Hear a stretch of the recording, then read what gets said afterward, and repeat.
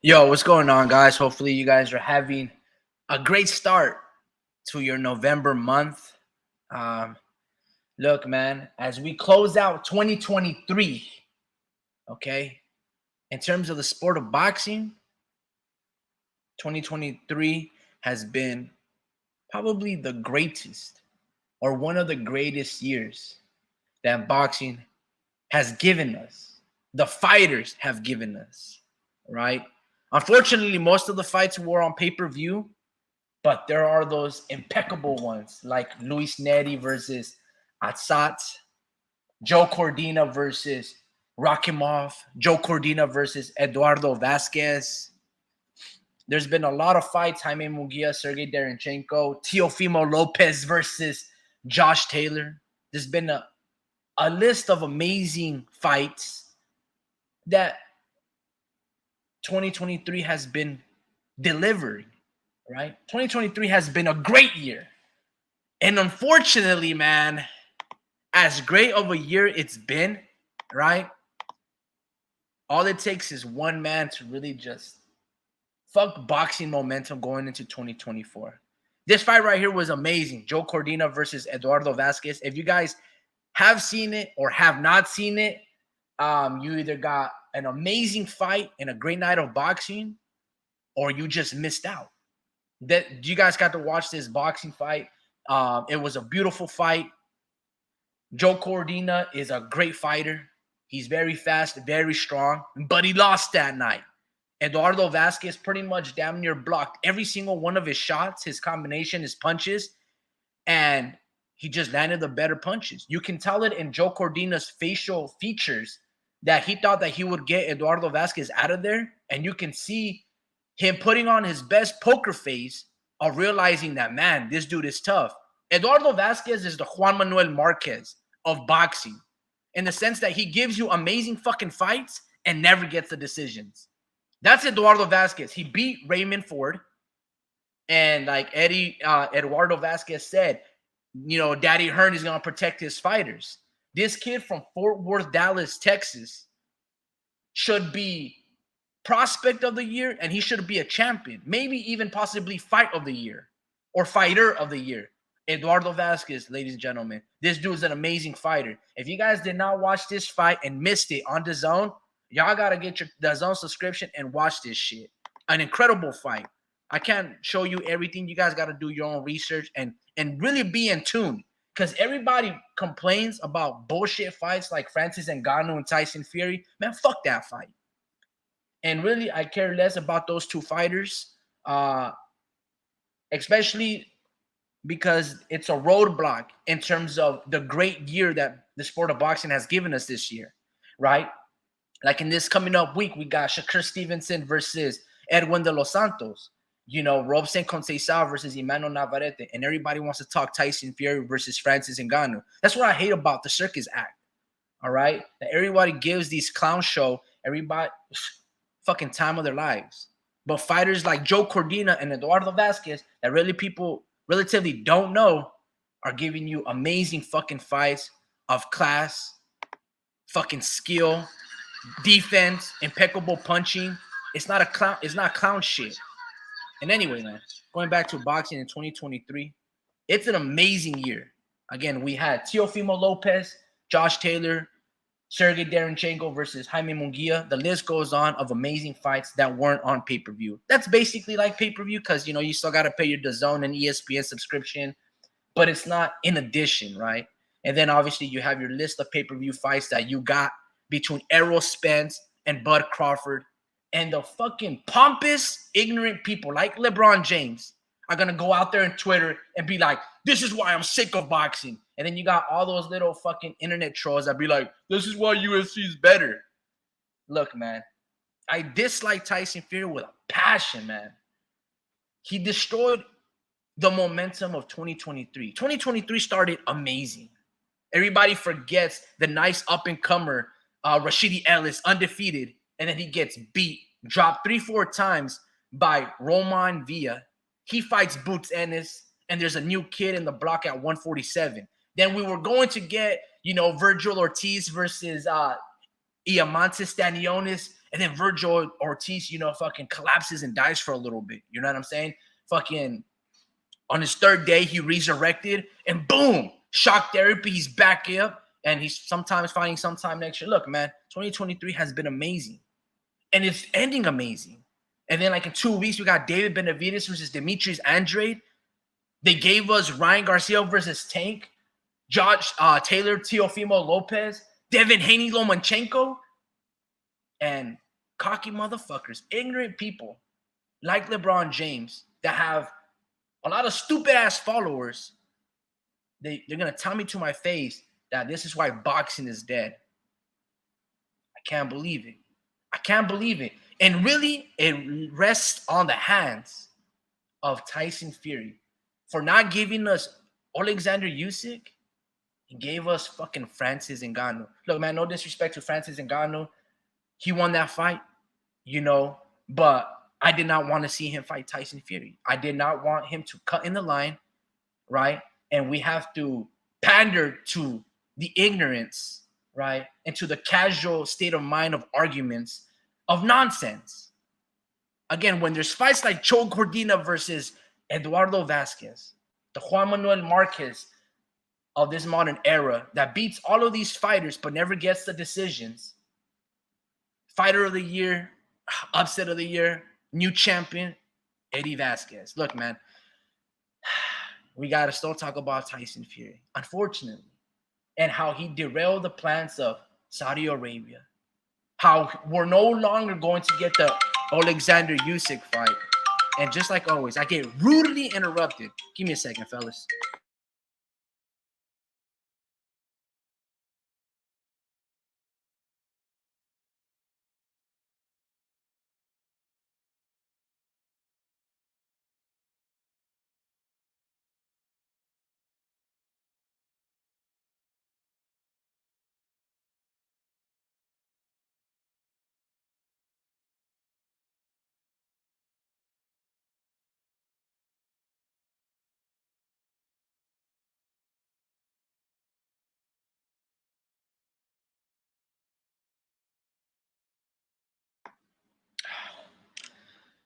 I kind of lost my train of thought. I forgot where exactly I was. Even Jermell Charlo versus Canelo, just because Jermell didn't come to fight. Yo, mic check real quick. Can you guys hear me? I think we're good. Even though Jermell Charlo didn't come to fight, that was still undisputed versus undisputed. Now, mind you, 2-3 weight class above, but still, the point remains, right? We had Big Bang Zhang, right, versus Joe Joyce. Look, bro, 2023,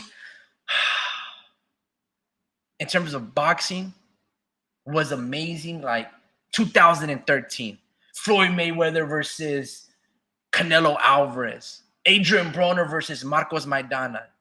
Fuck, man. 2023 was incredible.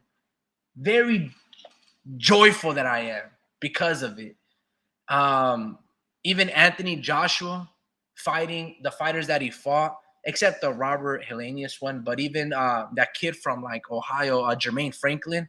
I forgot. I don't even know if he's from Ohio, but that was a really good fight. It's been a fucking great year, man. Great year. Zani Beg becoming unified. 2023 has been incredible. An impeccable year. I mean, I can't stress this enough. And somehow, the headlines till this day or till right now is Tyson Fury shenanigans. How it's plagued the sport of boxing. Let me tell you guys, these faces of boxing, they have a responsibility, right? When Ryan Garcia talks about reimagining the sport of boxing, the faces of it, the pillars, the guys that carry the sport on their back like Tank, Canelo, Tyson Fury, Anthony Joshua, they have a responsibility that if you're going to engage in the clown show, you can't be a clown. You have to be the utmost experimental, unique, and you gotta fucking show your dominance that the sport of, the boxers are the best and the most dangerous men in all of combat sports. When Tyson Fury fought Francis Ngannou, Tyson Fury, knowing that he was coming off the biggest knockouts upsets of Deontay Wilder, knocking out the pretty much 100% knockout ratio, till this day Wilder. Fury had a responsibility to destroy Francis Ngannou. And in fact, his timing was off, right? He tried to lean and hug, doing all these illegal tactics, and Francis Ngannou out-wrestled him. Tyson Fury failed us all. He failed the sport of boxing. He lost that fucking night because the selling point was the most dangerous man. I forgot what the Saudi Arabia, catchphrase or slogan, but it was like the most dangerous men. And that was Francis Ngannou that night. He dropped the heavyweight champion on his pro debut. Everybody knew who won that fight. Because this was not about, oh, dude, I outboxed you, outpointed you. No, this was about who was the most dangerous man. And Tyson Fury saw nothing but red. He was in danger. He was afraid. He was fearful. He was knocked down. He was shocked by the skills. Not just the one lucky punch. He was shocked by the skills, the hand speed, the dexterity of, being ambidextrous, fucking southpaw to ortho, two-handed fighter, had impeccable jab, footwork, and understanding of space. Francis Ngannou was the most dangerous man in that ring. By the way, shout out to Saudi. What an amazing, I guess, halftime show. Their presentation of artists, that's reimagining the sport of boxing. That was nice. It felt like a fucking Super Bowl. Yo, what's going on, Vince? Been watching the same same past fights on YouTube of everyone. Yeah, man, 2023 has been great. And we just go down memory lane, bro. Like Teofimo Lopez. It's because people have short-term memory and they don't go back into these fights. But the crazy shit Teofimo Lopez was saying about and then the beef with his father, man, everybody thought Teofimo Lopez was losing his shit, right? His baby mama was taking custody of the child, and then he comes out and pitches a fucking dominant shutout damn near against the undisputed 140-pounder of Josh Taylor. Man, let me just go back to one of my favorite rounds. I think it was the 10th round. It was fucking brilliant from Teofimo Lopez, man. I love that dude. Incredible shit, dude. I won money that night. I felt good. Teo never fails me down. Look at that uppercut. Watch that shit again. Catches him with the right uppercut as Taylor was coming inside. That's the shot he's been looking for. And then goes to the body that time. Give me the uppercut to the chin over the straight stab to the body that Lopez just landed. Yeah, especially this deep into the fight. The second one doesn't feel good. And now you see more of the head. Man, see, people forget. Y'all gotta watch that fight. Fuck, dude. It's been a great year of boxing, 2023. Out of all the sports, boxing has been much more impactful than the NBA. Nobody gives a fuck about the Denver Nuggets and the Joker. Who cares about them, bro? Honestly. But shout out to them for winning the first chip. Same thing with the Texas Rangers. But the numbers don't lie. People were not talking about that stuff. They don't care. Yo, the 1-2 kiss says Tyson Fury is destroying the heavyweight division. I concur. I agree. If there was one man that I'm disgusted about that had the whole world watching, Tyson Fury failed. We saw no footage. Oh man, let me see this. I think let's do this. Wow, I was all enjoying the moments of Teofimo by myself. How dare you guys? Share screen. Yo, shout out for Speed for letting me know. Let me go back to it. And the swag. Hold on, can you guys see this? All right, cool. The style doesn't seem to have an answer. He did early in the fight, maybe in the first 2 to 3 rounds, but not past that point. Oh, he catches him with the right uppercut as Taylor was coming inside. That's the shot he's been looking for. And then goes to the body that and watch this slick defense right here. Shoulder roll, check left, 1-2. Especially this deep into the fight. The second one doesn't feel good. Slip, roll. And now you see more. Man, Teofimo Lopez that night was fly as fuck, dude. Shit. You can't tell me nothing. Like, people, like I said, they have short-term memory. Y'all got to go watch what made 2023 of boxing the greatest sport. All those fights that we talked about is the reason why the sport of boxing in 2023 was the most greatest sport. Nobody cared about Patrick Mahomes winning another Super Bowl over the Eagles. By the way, that was a great Super Bowl. Very back and forth. But nobody wanted to watch Patrick Mahomes win. Nobody even cared about the Eagles winning, except Philadelphia fans. Bro, they wanted the Niners to go in there. They wanted, I forgot who was the second place AFC. Let's just say the Buffalo Bills or the Cincinnati Bengals. Obviously, the Niners, Brock Purdy got injured, fucking blew out his elbow, and then the Eagles just fucking whooped their ass. The 1-2 kid says Lopez turned into Loma on the 12-2. Yeah, man, he fucking threw that a Superman punch on, bro. He was styling all over Josh Taylor.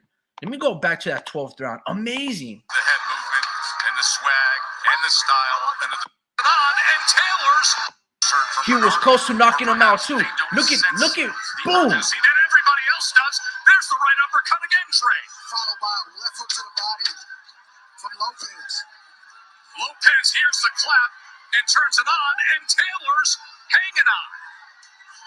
Lopez is raising his hands at the end of 11. Two-time undisputed champion right there, ladies and gentlemen. Two-time. One of the greatest fighters under 20 fights, Teofimo Lopez, ladies and gentlemen. Wow, no footage, bro. Y'all killing me. Let me watch this again. Is loving. Here's the clap. The urgency that everybody else heard from Bernardo, where perhaps they don't sense the urgency that everybody else does. There's the right uppercut again, Trey. Followed by a left hook to the body from Lopez. Lopez hears the clap and turns it on, and Taylor's hanging on. Lopez is raising his hands at the end. That's the 11th going into the 12th. I can't show you guys the whole footage, so you guys kind of have to like watch it on your own. You know what I mean? They're gonna strike me down, guys. You guys want me to get struck down? Nah, man. Teofimo Lopez, man. And then we have David Benavidez possibly giving us a great fight versus Demetrius Andrade, Edwin De Los Santos versus Shakur Stevenson. And we want to focus all our energy and attention and our argument, our spit and saliva on Tyson Fury and Francis Ngannou. Yo, man, I'm extremely proud of Francis. What I saw with his skills, he looked like Andy Ruiz, but powerful and bigger and stronger.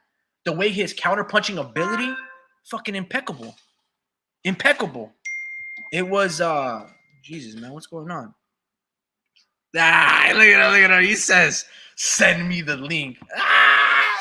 This guy right here, right? Speed literally told me, hey, man, if you go live, I'm an old guy. I cannot, I got to go to sleep and wake up early. He said, I promise you. He said promise. He basically pinky promised. And he said, I'm not going to go live. If you go live tonight, Rick, I'm not going live. Right now, guys, just let the record be known. He sends me a message at 8:45 telling me, hey, send me the link. Yo, hold on. Let me send this guy a link. Give me a second. Yo, funny stuff. Funny stuff. I think it's funny. Let's see this. Oh, man. Yep. And just like always, internet's going slow. Yeah, man. 2023 has been, like I said, going back to 2013 has been my favorite year of boxing. Okay. I think 2021 was also one of my favorite years of boxing because Canelo became undisputed. I am a very big Canelo fan, but I am very critical. In fact, that's just how I am in life. Is like I am very critical of, I guess, my own people, of what I appreciate the most. Like, for example, I'm a big fan of Crocs. I got like fucking 4 pairs, and then I end up giving them out to like my siblings and relatives. But I love Crocs. But if Crocs ever does like some tomfoolery, some foolish shit, I'm gonna call out on them. Like 12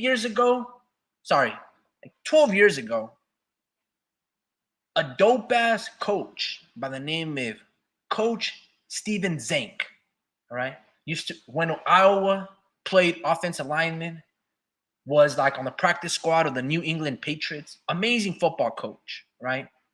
This guy was rocking Crocs way back when. Yo, man, I sent you the link. Check your email to see if you got the link. And whatchamacallit, he started rocking Crocs. Everybody back then was making fun of him. After I graduated high school a year later, I ended up buying my own pair of Crocs. And since then, have been the greatest thing for my feet. It's been impeccable, right? After many years of playing baseball and boxing and football, you know, your feet and your knees start to hurt a lot. You squat a lot, you get chopped. Very brutal sports, especially on the ligaments and bones. But Crocs feels amazing. I can play catch, I can run routes, I can shoot hoop. You know what I mean? Like, bro, they're the most stylish, luxurious thing that you can have on your pair of feet. Anyway, I don't know about you guys. I guess I'm somewhat of a sneakerhead. Yo, what's going on, Speed? Mic check real quick. Unmute yourself, brother. 1-2 Kid says, I want to know if Canelo defends against the winner of Benavides and Andrade. Honestly, man, I agree. I hope he fights the winner of that fight as well.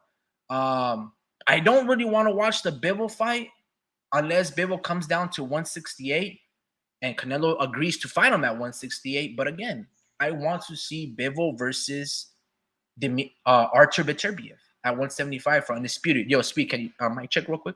Yeah, yeah. Could you hear me? Yes, sir. Okay, man, you're all over the place. First off, you're a tattletale. You're a tattletale. Uh, I did not. Well, I did say that I refused to go on this late because partially the reason for that is that I'm too old for that. I'm too old to start a live um, this late in the evening, knowing that the topic at hand is a topic that deserves more time.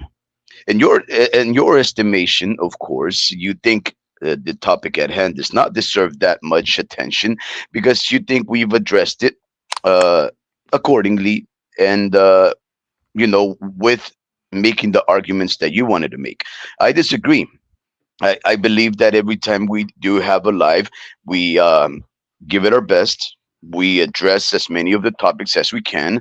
I'm sure that we can go on for many hours, though we usually give it about two, maybe three. And I personally can hold up a show for 3 or so hours without necessarily stepping over my tail or, hopping over any topics or points of substantiation when I have an interest in making a valid point. My my issue with conversation that I proposed to you, and you refused it on the premise that we had already talked about what Francis Ngannou signifies to the sport of boxing. I disagree. I don't think we've addressed not even a quarter of the significance that the man named Francis Ngannou from Cameroon currently symbolizes in the sport of boxing. I similarly don't think the way that we have touched on all things Fury does justice to what I think is really the relevance of the man. Not necessarily saying I'm a big fan of him, not necessarily saying that what he's doing is good. I'm just saying that everything that he is doing indicates that he is the most powerful individual in the sport of boxing, in the sense that he does whatever he wants, whenever he wants it. Everybody seems to have an opinion about it. Everybody seems to be clamoring to hear what he has to say, what he wants to do next. And even though he has this tendency to go against convention and especially against the desires of and opinions of the boxing world, he does whatever he wants, and everybody is there right after him, smelling his butt crack and his farts. This man manipulates the sanctioning organizations. He is able to make heroes from nobodies, like he made Francis Ngannou most recently. He is able to manipulate terms of contracts, like he's currently doing under the already agreed upon date to fight Hold on. Hold on. Alexander Usyk. He This is does what I'm whatever trying he to say. wants. You like the shenanigans, but that's what it is. You really like to dive deep into the shenanigans of boxing.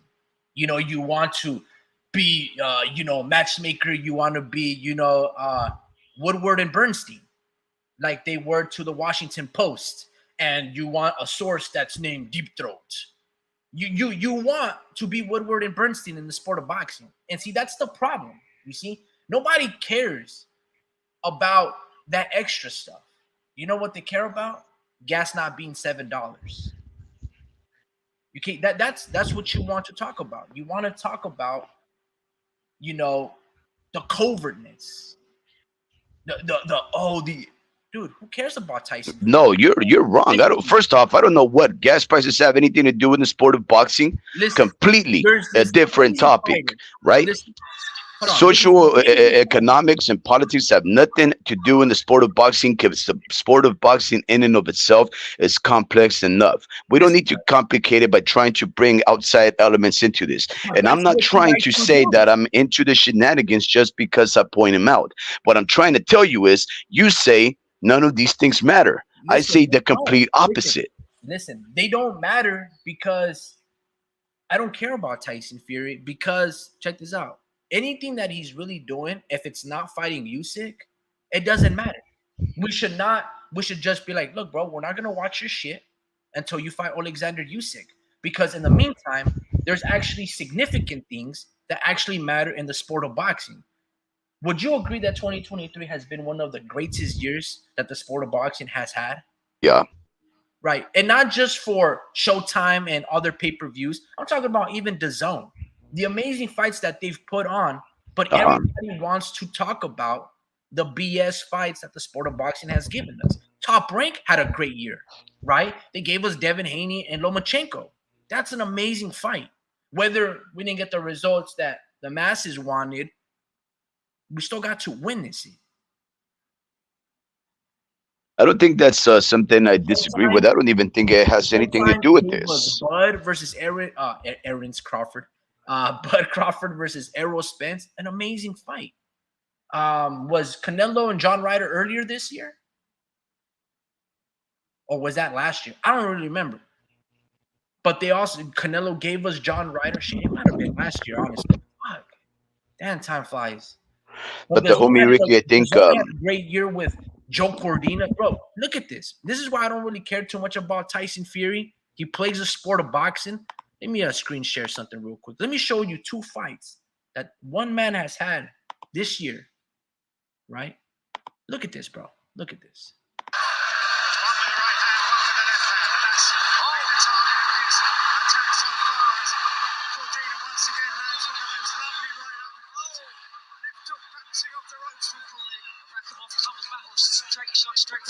Ladies and gentlemen, the guy's name is Joe Cordina, fighter of the year. Look at this other fight that he just had this Saturday.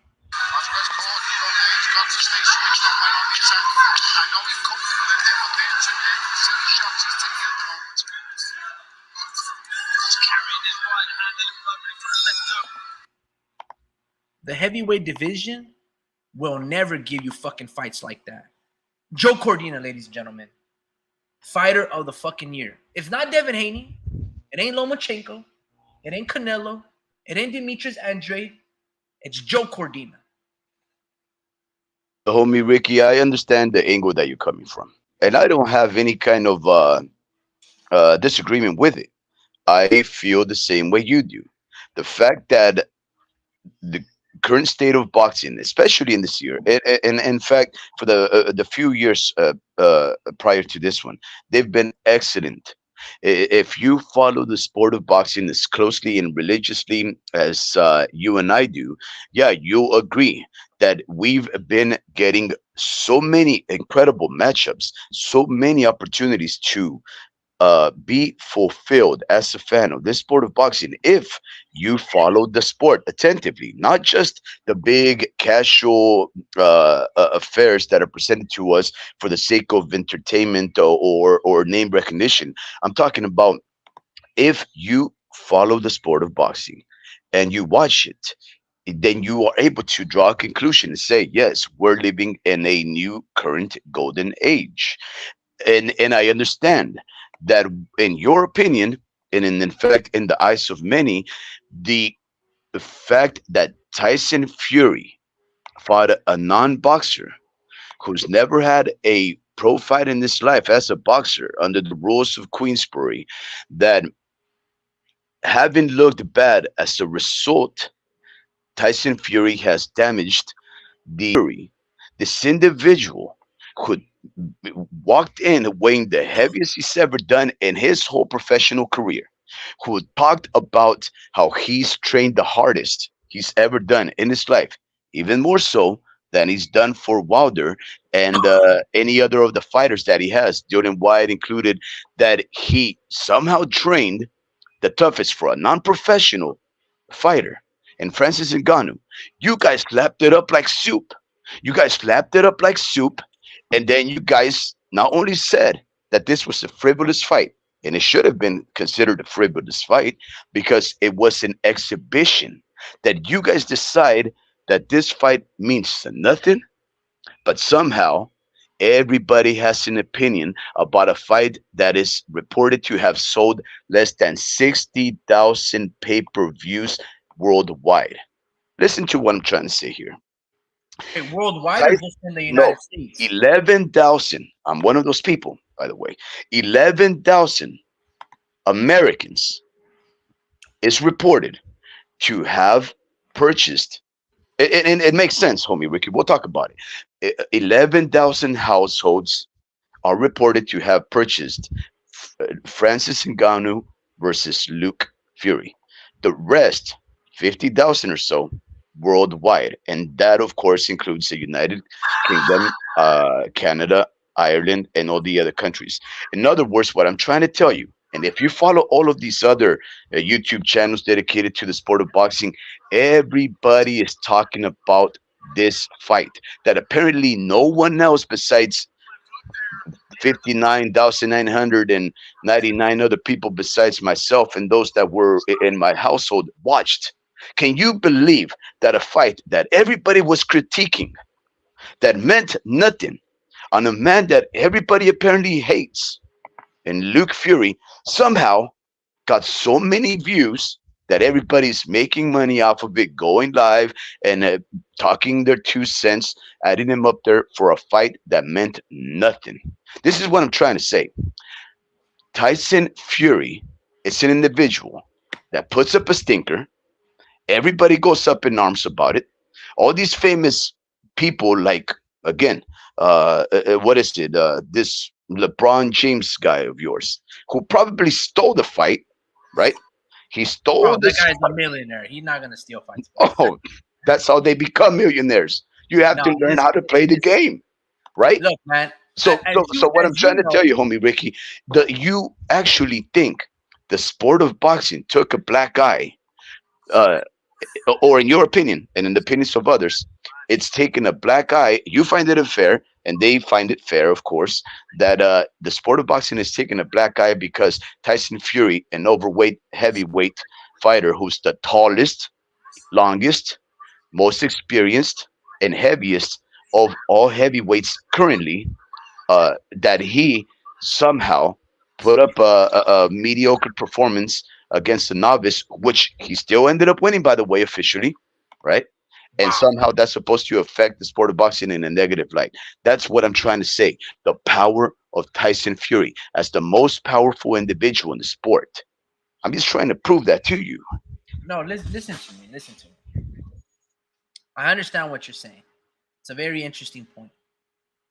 The way I look at it is this. As you were talking, I just showed you maybe 6, 8 fights that I can think on the top of my head that's made the sport of boxing so good. Look, man. To be honest with you, everybody wanted to watch Tyson Fury versus Francis Ngannou. They just don't want to play. They don't want to pay for it. Yes, Right? yes. Like a lot of people want to watch Devin Haney versus Regis Prograis. They just don't want to pay for it. I mean, in terms of buying in addition to the Zone subscription, I'm already paying $30 a month for the Zone. Why do I need to drop another $80 just because you think it's a pay-per-view fight? You know, Joe Markowski, Eddie Hearn. It's not a pay-per-view fight. So what I'm saying is this: Tyson Fury versus Francis Ngannou. I mean, somehow the Saudis, they have to generate the buzz and the money and get an ROI, a return of investment, for what the money that they're going to shell out in terms of the production and paying all these celebrities to attend the event. Because I'm pretty sure you couldn't buy tickets if you're just a regular civilian. You know, as you saw, the stars showed up: the Mike Tysons, the Will Smiths, the Cristiano Ronaldos of the world. Only they look like only got front seats. So everybody wanted to tune in and watch this. People weren't just going to pay for it. So there's a difference between what you're saying and what people are interested. They're interested in this. And like you said, there's a lot of people making a lot of money for what the pay-per-views. Yo, what's going on, 86 Boxing? Cheers to you back as well, brother. But yeah, I agree what you're saying, Speed. It's a very interesting point. But look, man, I'm interested in that fight. I was interested when it was happening. We watched it, but at the same time, it's like, is it worth it?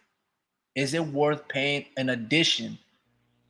I mean, I think in all, this year so far, we probably dropped $600 above what we do, what the apps, right, in terms of the pay-per-views, because we pretty much damn near bought all of them. Like I want to say damn near all of them. Lomachenko, Boateng Davis's fights, David Benavidez, the Canelo fight, Errol Spence fight. I mean, that's like already 7 already. It's like $400. And then plus the yearly subscription of DAZN and ESPN and Showtime or Paramount. Bro, we probably dropped easily damn near a rack on all this shit. Maybe even more. I don't even know. That's a lot, bro.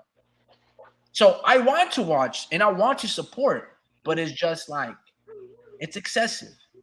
Even Devin Haney versus Pro Great, it's great, but how can boxing be so great if it ain't free? See, the best things in life are free, right?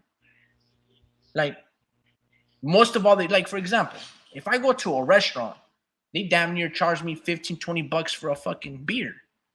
Same thing for a lemonade. And the tip. But if I tell them, can I get a cup of water for free? And water is the best thing that you can possibly drink in a meal. It's the best thing that you can do for your body.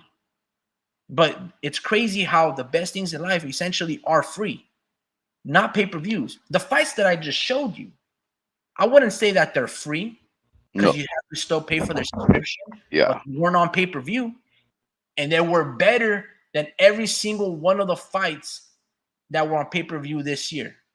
Naoya Inoue versus Stephen Fulton, an amazing fight, a one-sided performance, right? And it was essentially for $5. Yeah. So that's another very interesting point. Those were all better fights than Bud Crawford versus Errol Spence. Errol Spence versus Bud was fucking shocking. It was a shocker. Not because Bud was beating Errol, but in the manner of which it was such a one-sided beatdown. I felt like there was a modern day lynch mob. It was fucking like, bro, this is fucking horrible. Now, in retrospect, when you go look at it, you're like, it wasn't that bad. But when you're watching it live, you're in disbelief because you're like, fuck, dude. Errol Spence, like, what happened here? What went wrong? Everybody then has all the answers after the fact, But yeah, man, like the best fights, have been just on regular subscription. Let's just say regular cable. Fuck it. Just for the sake. Yeah. But even all of these fights that you mentioned, the ones that have contributed to this year's success have been pay-per-views. That Spence versus Crawford was a pay-per-view. Yeah, it did not live up to the even handedness that we expected in the fight. Look at this. Do you see the screen? Yeah, I see that. Look at this fucking fight. That was offered at no additional cost. Yes, I understand.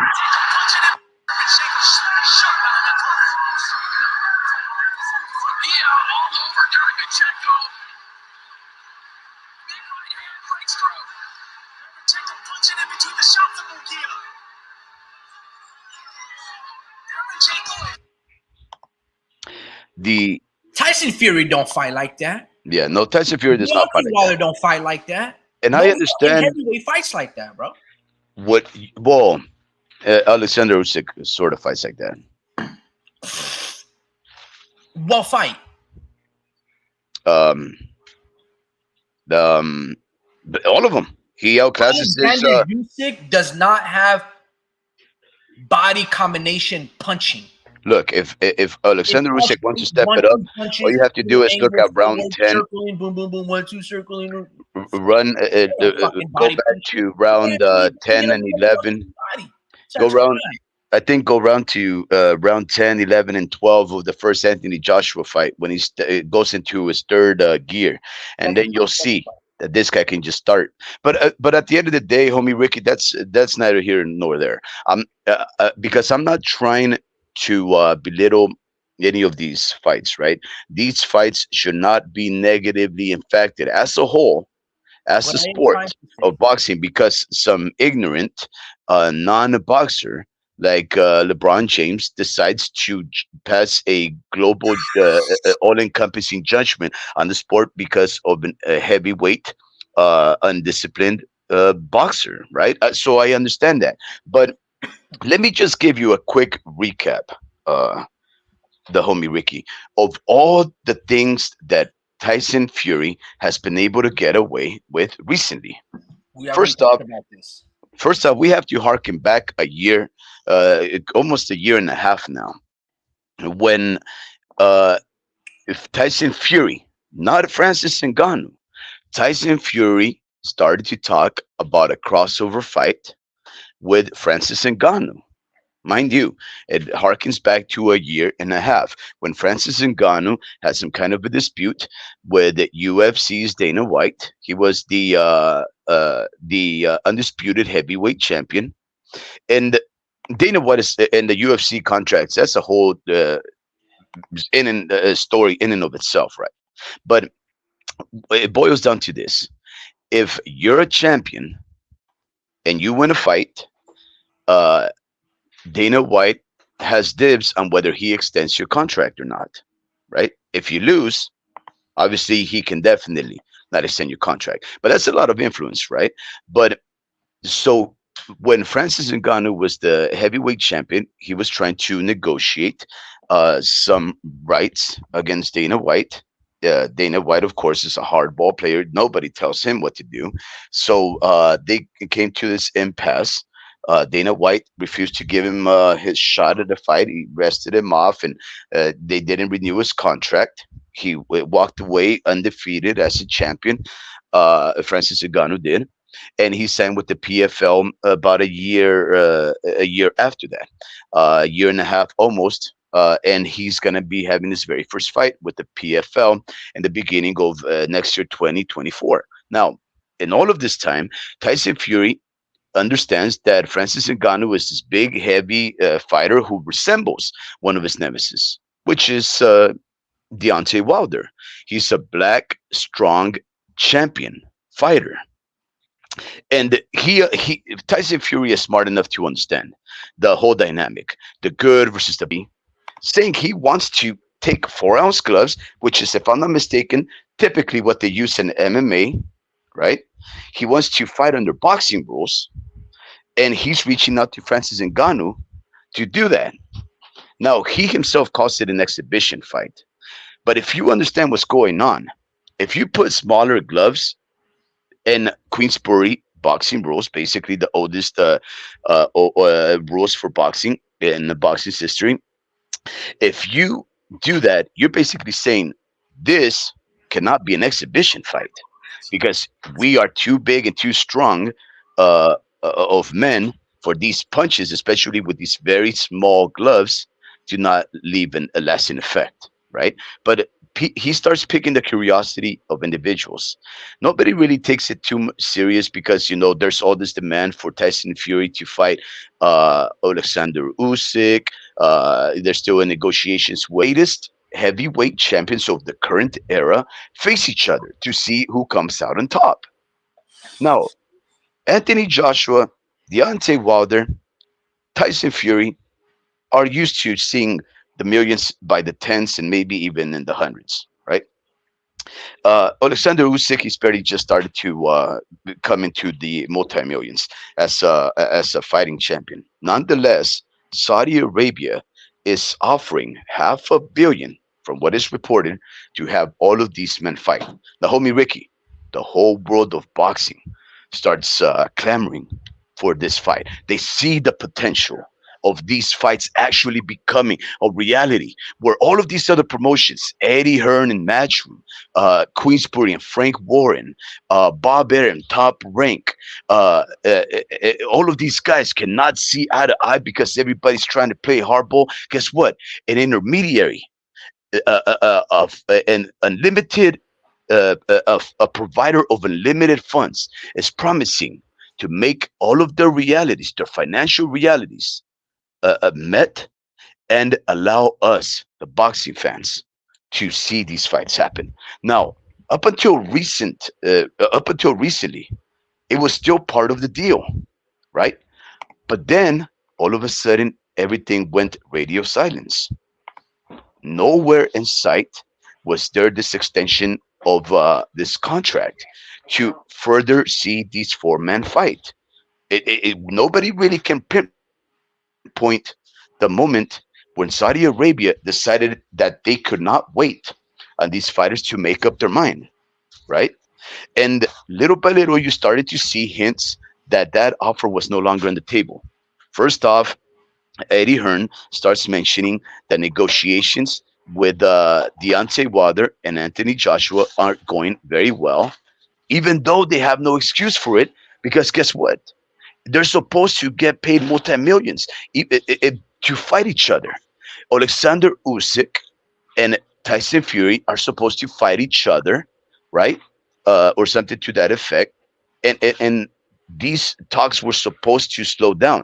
A few months ago, Malik Scott, trainer of Deontay Wilder, says that Deontay Wilder and his camp have started negotiations with Francis Ngannou. Now, all of these things are pointing to the fact that Francis Ngannou is a hot commodity. They're also pointing to the reality, of course, that nowhere in sight is the offer for these guys to fight each other now. But who comes out on top? Who's the only one that disrupts all of the plans of Eddie Hearn, Alexander Usyk, Anthony Joshua, and Deontay Wilder of fighting each other? Who's the one that makes everybody stop talking about the $500 million on the table to fight each other? That is Tyson Fury. And what happens at the end? Even though Eddie Hearn has already had about 2 or 3 fights, even 2 or 3 stadiums built for fights that involve Anthony Joshua and Alexander Usyk in Saudi Arabia. They've built stadiums for these fights before. They all of a sudden no longer are working with Eddie Hearn, and they start working with Mr. Frank Warren and Bob Arum and Tyson Fury. Tyson Fury, once again, beat all of his contenders, did it his way, got all the money, and now he's in talks with the Saudi Arabians. And the other guys are no longer in talks with the Saudis. This is what I'm trying to tell you. Tyson Fury does whatever he wants, manipulates everybody. Everybody falls for it, hook, line, and sinker. And all of a sudden, the sport of boxing is a dead sport that is being discredited because this con man continues to con the world, the casuals and the actual hardcores alike. You're not going to tell me, homie Ricky, that Tyson Fury is not the most powerful individual in the sport of boxing right now.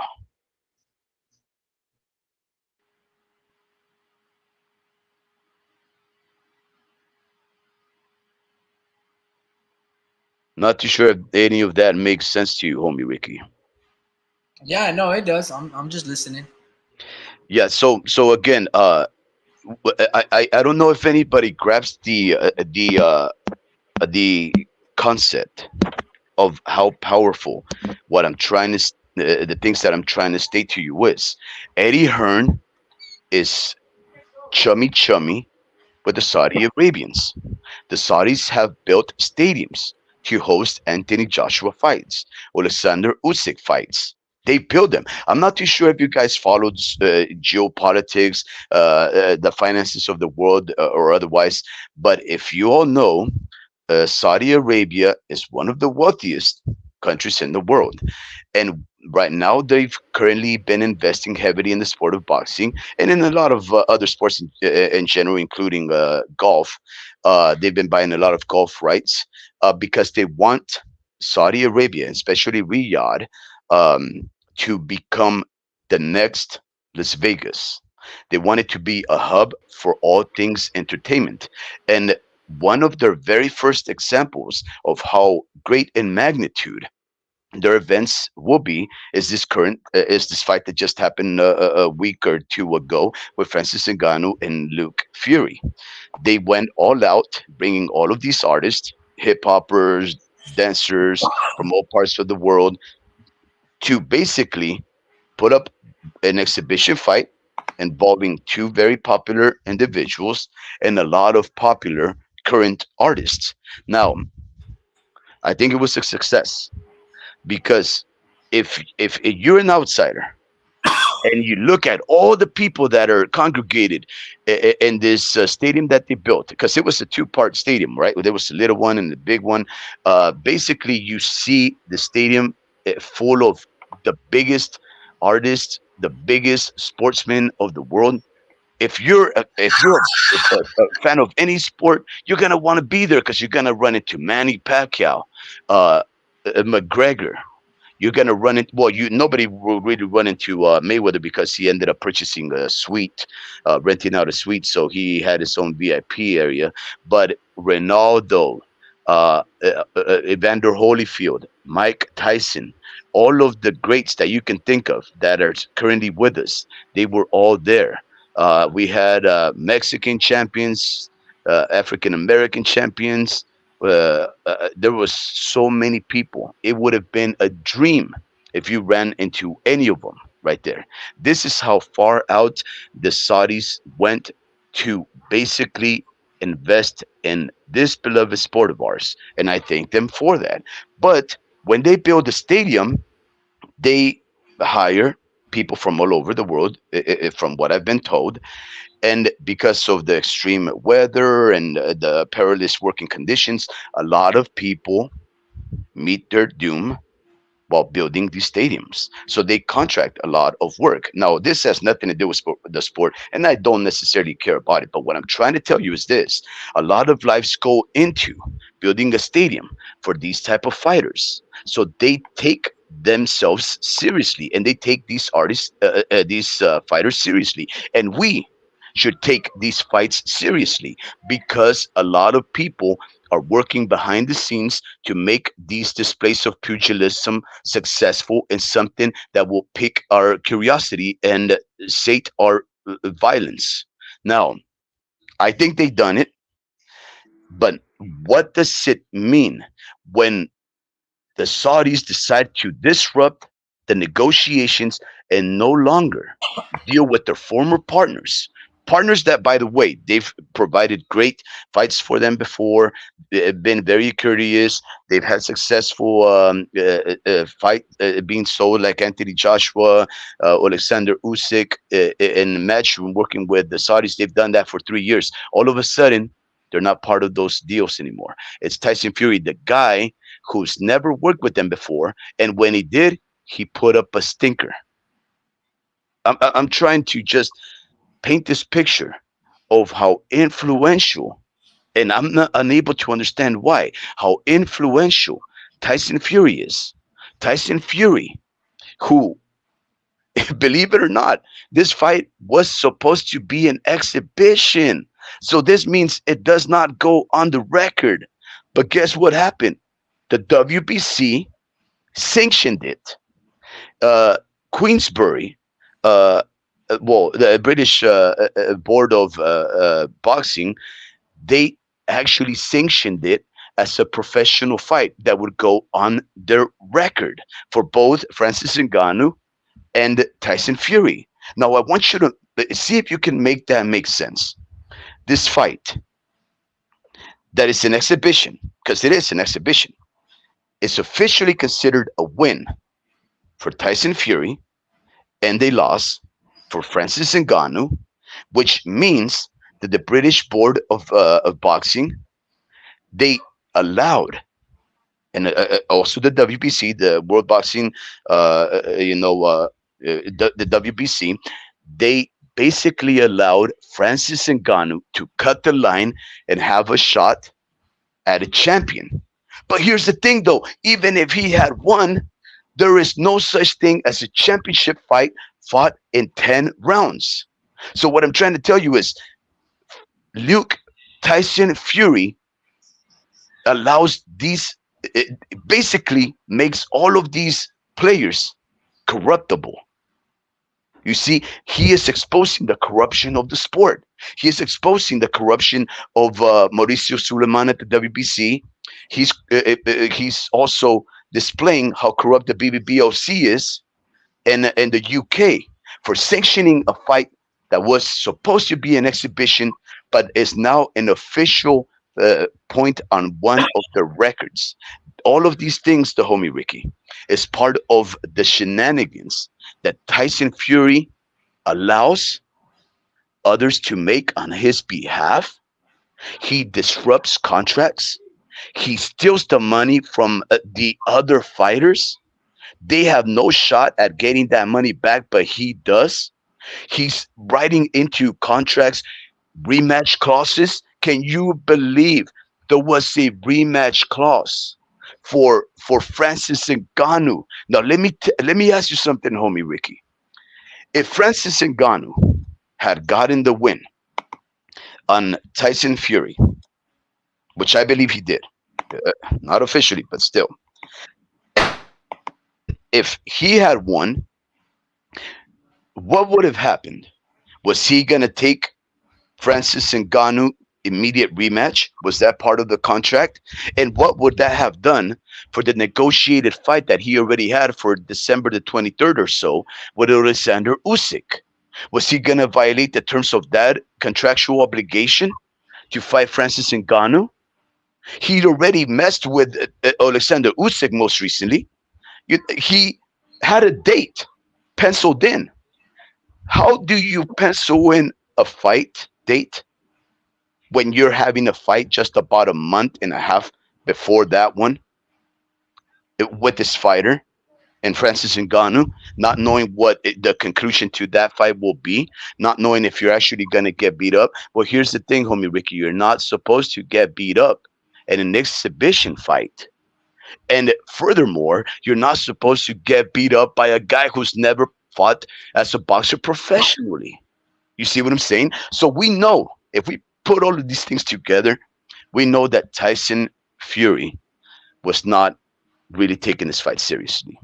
But that does not mean Francis Ngannou wasn't.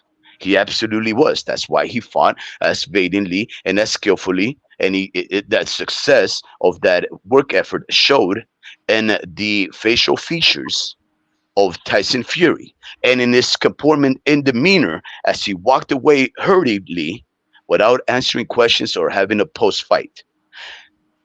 This man and Tyson Fury has exposed the corruption in the sport of boxing once again. He exposed the contradictory nature of us boxing fans, our hypocritical nature to say one thing and do another thing, right? So I'm trying to say that Tyson Fury corrupts everything he touches, including most of the boxing world. And that does include the fans, because the fans apparently didn't pay for this fight, but everybody watched it and has formulated opinions about it. And that right there is probably the worst violation of us as individuals. I'm not this holier than thou individual, right? But I will say this. I have previously not watched Luke Fury fights because I thought that they were BS, right? I refused off of principle to provide financial support to some of the chicanery that he's been involved in. I wanted to watch this fight a couple of weeks ago because I've been following the career of Fabio Wardley, and I thought that his fight was going to be great. I actually thought the undercard was a good one, full of heavyweights, and I know that my children want to know more about why I have such a strong negative opinion about Luke Fury. So I wanted them to see it, and now they've been exposed to who Tyson Fury is and who Francis Ngannou is, right? But they also took my money. But everybody else, they're probably laughing and saying, "Ha, Warp Speed is an idiot. He actually paid for this." When I was able to watch it and whatever stream, yard or whatever you guys do, but I am one of those old school boxing fans involved in the sport that I like to invest back in it because I do see our sport as slowly dying. The promotions are not providing us the fights. The broadcasters are refusing to provide the fights, and when they do, it comes at an expense. I understand that we are going through financial dyers and straits that make it that we must look for ways to save our pens. I get that. And I don't judge anybody. All right, bro. Whoa, listen, man, listen. Are you finished or are you done? You are a corruptible individual, the Are homie. you finished or are you done talking about this topic, man? I just let you ramble on for 30 minutes, 40 minutes about, bro. How can you even care about it, bro? I Like, dislike the man so much, though, homie Ricky. I dislike what listen, all of these organizations are doing to consent listen, to this man's whims. listen.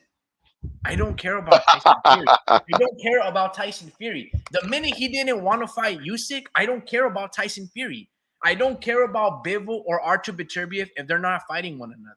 I don't care what Canelo does until he fights the winner of Demetrius Andrade versus David Benavidez.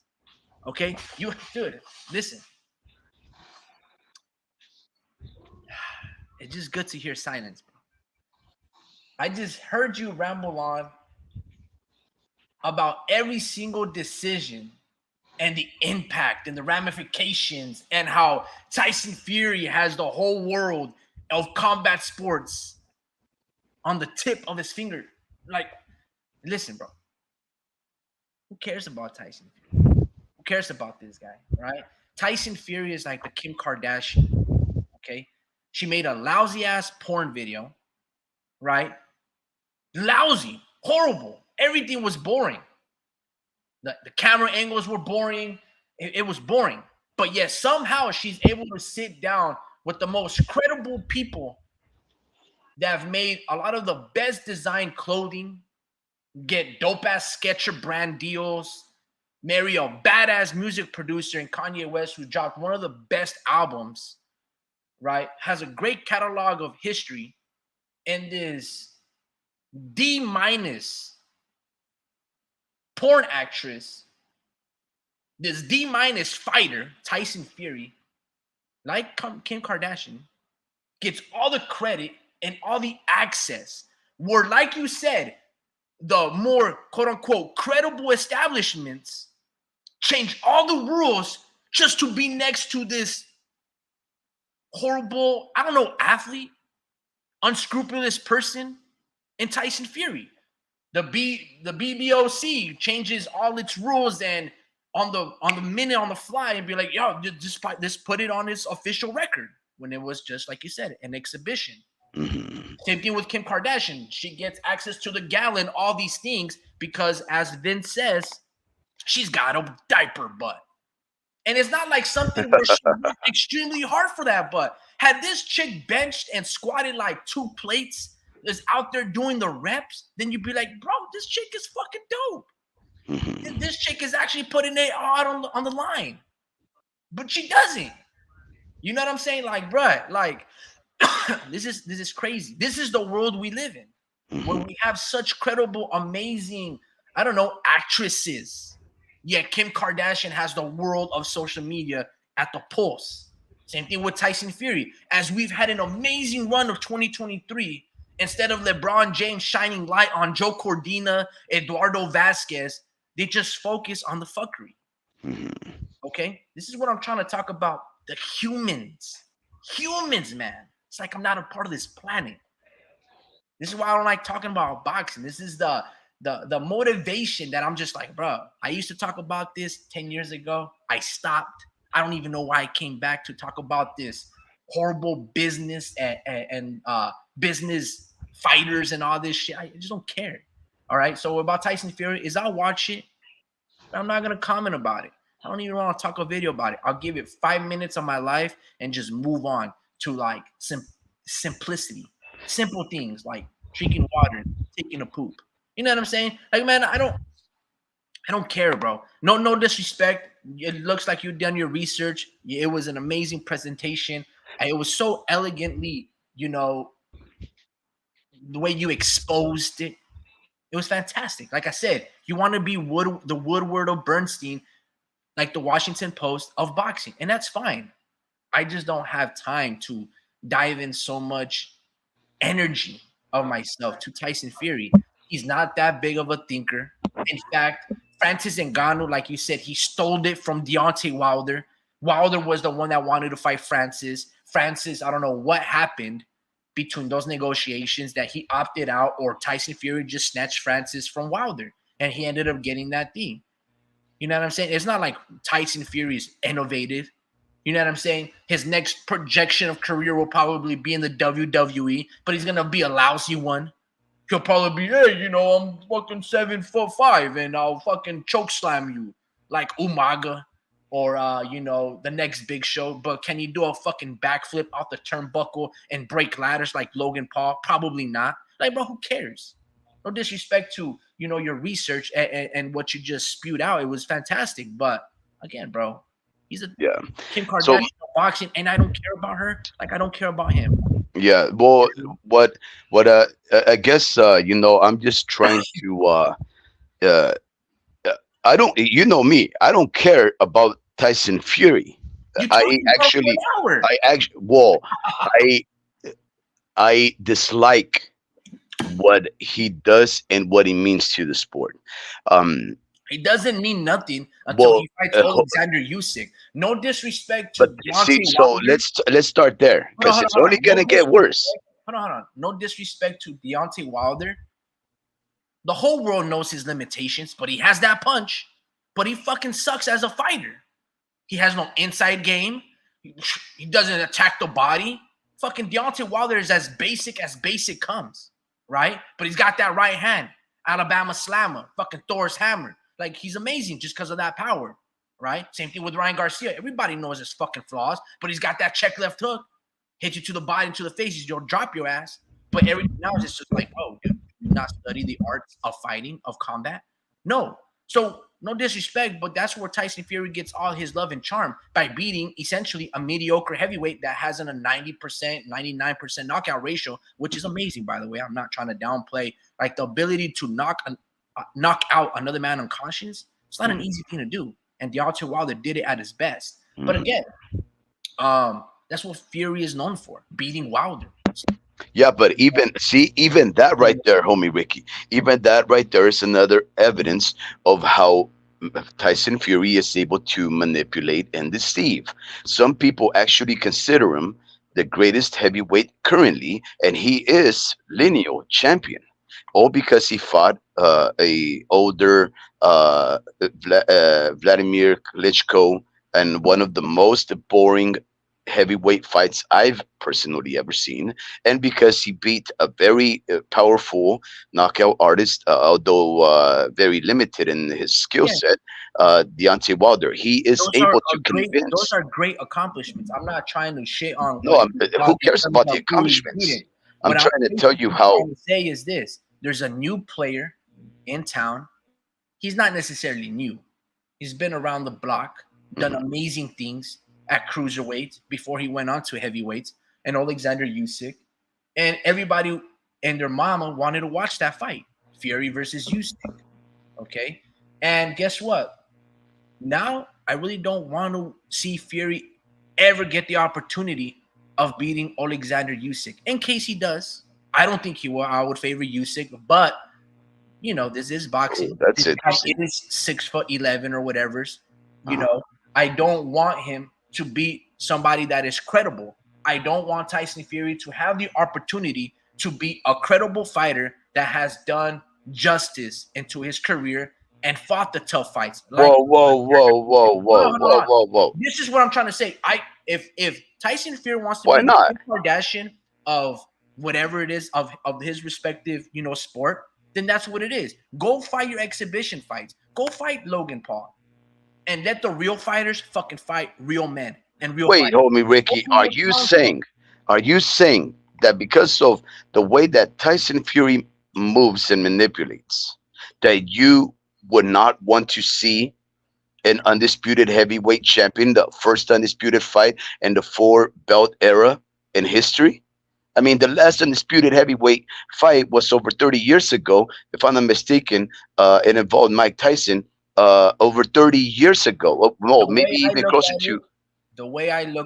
the minute Tyson Fury took the Francis Ngannou fight and the WBC allowed him to, that's when I already anointed Alexander Usyk as undisputed champion. Yeah, no, that's not easy. No, no, No, no. it should never be that easy. As easily as the BBOFC approved and changed from exhibition and put Francis Ngannou on his official resume, that same moment, I was like, hey, Alexander Usyk is undisputed. If they can do that shit, I can do that shit. You And know, I then disagree only with that. fight. So I disagree. I don't care what you say, and you're like, oh, it's not that easy. The same way that they stripped Josh Taylor and only made Teofimo Lopez Lino, I also decided to make Teofimo Lopez that night undisputed.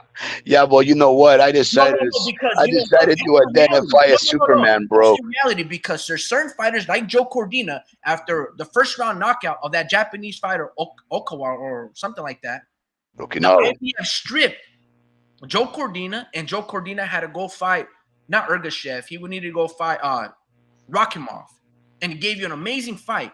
Instantly, they stripped him. The WBC right then and there, when he decided to fight Francis Ngannou, should have stripped him and should have anointed Alexander Usyk. What they should have done while they were fucking around with that clown show, Alexander Usyk either fighting Joe Joyce, Big Bang Zhang for undisputed, or Deontay Wilder.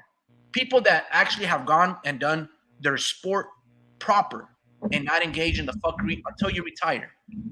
That's the same. Like, yeah, if they can have the power to do that, I can have the power to make up whatever the fuck I want. Well, homie Ricky, okay, first off, that power means nothing because irrespective of what you feel about the man, these organizations officiate these fights and they make their records official. So even though you want this fight to never happen, because it sounds like to me you're ducking for these fighters. It's the worst thing that I've heard. How could I duck a You fighter when you wait. You are. I'm a big advocate for watching all fights. dumbest thing I've ever heard? I am an advocate You for walk away watching from all the fights. table. You are now telling me that Tyson Fury makes you so repulsed at the idea that he will get a shot to become undisputed, all because you dislike the guy. You actually would want No. that fight to never happen. Listen, homie Ricky, I'm the opposite of you. Listen, It's wait, like, wait. no. I See, actually want to see that fight, especially. hold on. Wait up. Let me finish. Especially in light of what you said, which is that you would favor Alexander Usyk in that fight. Because of that, you should be more encouraged, more animated to see that possible undisputed fight. Also, that you can be proven right and expose Tyson Fury as this manipulator, this gypsy, this deceiver. That's my dream. I want to see I'm not somebody going to beat give that boy you- up. I am not going to give you the time of day if I'm Alexander Usyk. It's like this. It's as if I tell you a great idea, or I tell you humbly, That's one thing I've and I never heard. approach you and be like, hey, you know what? Let's be business partners. I have amazing restaurant chain idea. I have amazing chefs and cooks. I have a great clientele. And we merge together, we're gonna do amazing things. This conversation is in confidence. We don't sign any non-disclosures. And whatever information I spew with you is just a gentleman handshake. just like, hey, let's do this together. And then you in turn walk away and you just leave the room and you say, you know what, I'll think about it. But then you go and do some snake shit and go talk to another branch office and try to say what I just told you, and you try to use that to get the upper hand and merge with that person. And that person, and then in return tells you, you know what, let me think about it. That third person, that third party that you were talking to, then reaches out to me and goes, you know what, let's team up with, I team up with you because I don't trust that dude. That dude in the middle that was double dipping, that's Tyson Fury. 1 and 3 go team up together, leaves 2 out, and we build our own dynasty. I'm not giving you or ever trusting you to be in my presence ever again after you fucking left me when I needed you the most, or I came at you thinking that you were an honorable man.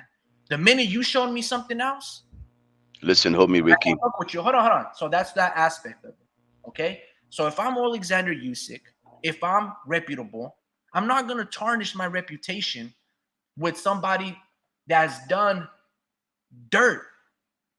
It's just like, bro, it's not good business. You're not operating in good faith. It doesn't make sense. You see, again, if you have walked your path, you know, have listened to your elders, have followed by the rules, and then you have this outlier, Tyson Fury, which I guess in this case, Alexander Usyk is the outlier because there's only a handful of fighters that are very credible and honor the sport of boxing that might not have the most influence of the sport, but they're doing everything that we ask a fighter, ask our boxers. When we talk about reimagining the sport, Alexander Usyk should be one of the faces of it, one of the pillars, not Fury. The minute Fury starts pulling on these shenanigans, you're already lesser than Usyk.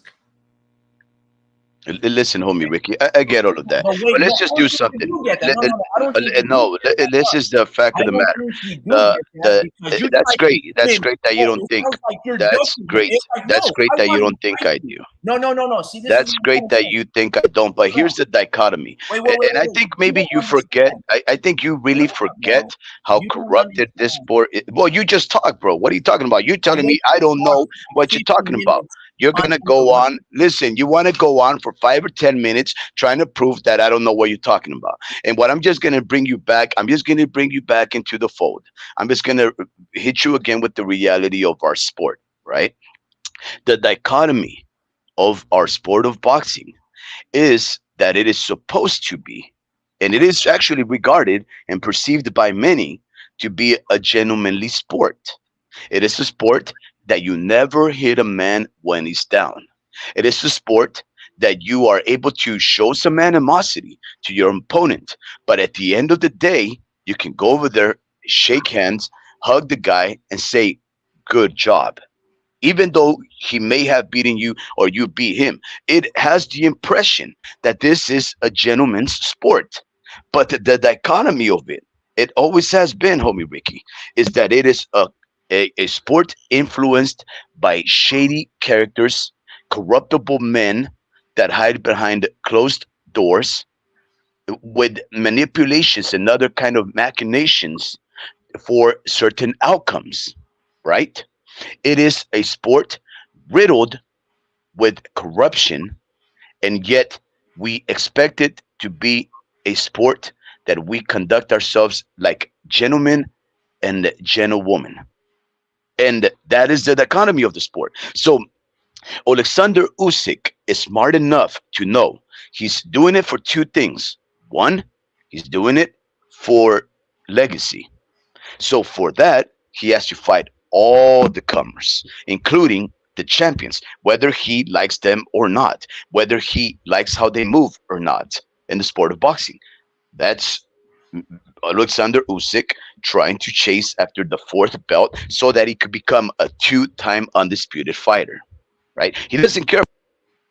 Maybe he will get some pleasure from knowing that he's got the morality vote of a lot of the fans and say, hey, in my eyes, you're undisputed.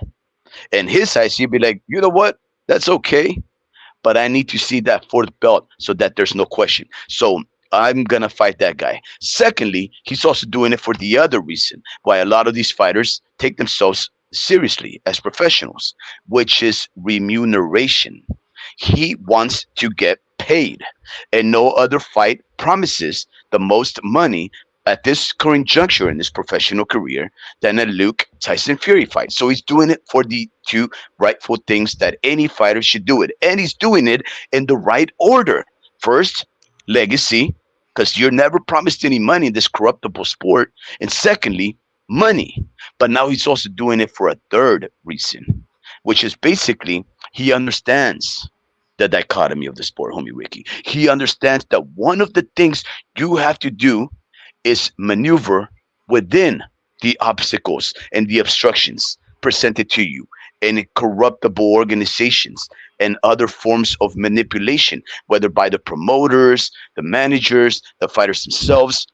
All of these tactics of posturing and manipulation are part and parcel of this sport. He knows as a realist that he has to maneuver politically. He has to endure and tolerate these things. He's smart enough to know that corruption is part of the sport, and he's not going to dissuade himself.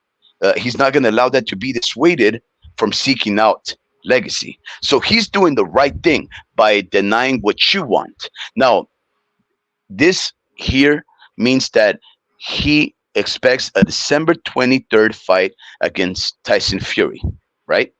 That's just part of it. It's already been penciled in, the homie Ricky. But Tyson Fury has declared that he's gonna postpone the fight. Now, of course, Alexander Usyk, a very patient individual, he said, "I've given you the leeway. I've waited for this shot. You signed in the paper." And he says, "I want to fight on December the 23rd. I need his manager, Krasiuk." He said, "Well, we want the best version of Tyson Fury." What the hell does that mean? Tyson Fury is already allowing your own manager to think that that version is not the best and that there is a best version of Tyson Fury. This manager who has obligations, fiscal and fiduciary obligations for his fighter, Alexander Usyk, is willing to postpone the fight past December the 23rd, likely to somewhere around February, all because he wants to see the best version of Tyson Fury. And how are you assured of that? How are you promised what Tyson Fury you're going to get? How do you even gauge what the best version of another fighter is? Are you going to say, well, he has to weigh within this range? Alexander Usyk said, "I need to see some evidence before I delay it." So what I'm saying, homie Ricky, Alexander Usyk wants the fight to take place in December because he knows that that is a deal with John Hancock in paper that says December the 23rd or whatever that date is secured, is promised already. And if he holds him to his word, he will have to fight Alexander Usyk. But his manager is going against the interest of his own fighter, and he's trying to seek evidence that he is officially injured to postpone it for February. Fury has not presented the evidence, and now I would like to report to you.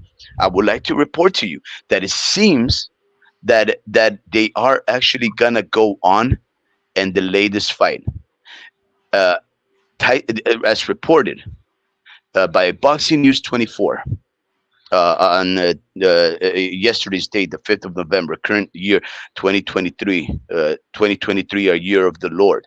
Tyson Fury versus Alexander Usyk, date to be announced next week for late February, says Alex Krasiuk. Homie Ricky, Tyson Fury is the most powerful individual in the sport of boxing. Tyson Fury manipulates every person, including you and I. Tyson Fury destroys the beautiful things of our sport. And case in point, Tyson Fury made you say that you don't want to watch this fight because of how he moves in the sport. You know what that reminds me of? It reminds me of the boxing fans that, like myself, because I am a boxing fan of Errol the Truth Spence. A lot of boxing fans of Errol the Truth Spence had excuses left and right for why Terence Crawford didn't deserve to fight Errol Spence. And if he was going to fight him, it was all going to be under whatever Errol Spence said, under whatever obligations and term contract verbiage. And they actually were okay if if Errol Spence didn't fight Terence Crawford, because in the eyes of many, Terence Crawford wasn't deserving of fighting the Truth Spence. I wasn't one of those. I wanted to see them fight because I believed in my man, Errol Spence, that he was going to go over there and destroy this war machine known as Terence Bud Crawford. I wanted to prove, I wanted my fighter, my cock in this cockfight, to prove that he was the reason why I became a fan of that man. Through pure action and violence, I wanted him to dominate one of the most visibly skillful fighters in all martial arts, in Terence Bud Crawford. I did not get to see that, obviously. Uh, Errol Spence did not live a fighter's lifestyle. Terence Bud Crawford should be what every child who aspires to be a boxer, he should be their role model. He should be their exemplar for how you should conduct yourself as a professional uh, specimen of a war. And you just said that you're okay with Alexander Usyk not fighting Tyson Fury because of how you feel about Tyson Fury. I say the opposite. I say bring it on. I want somebody to destroy that man who I feel is the most corruptible and powerful individual who is providing a black eye to our beloved sport. That's my dream, for somebody to utterly devastate the fat heavyweight Homer Simpson of boxing.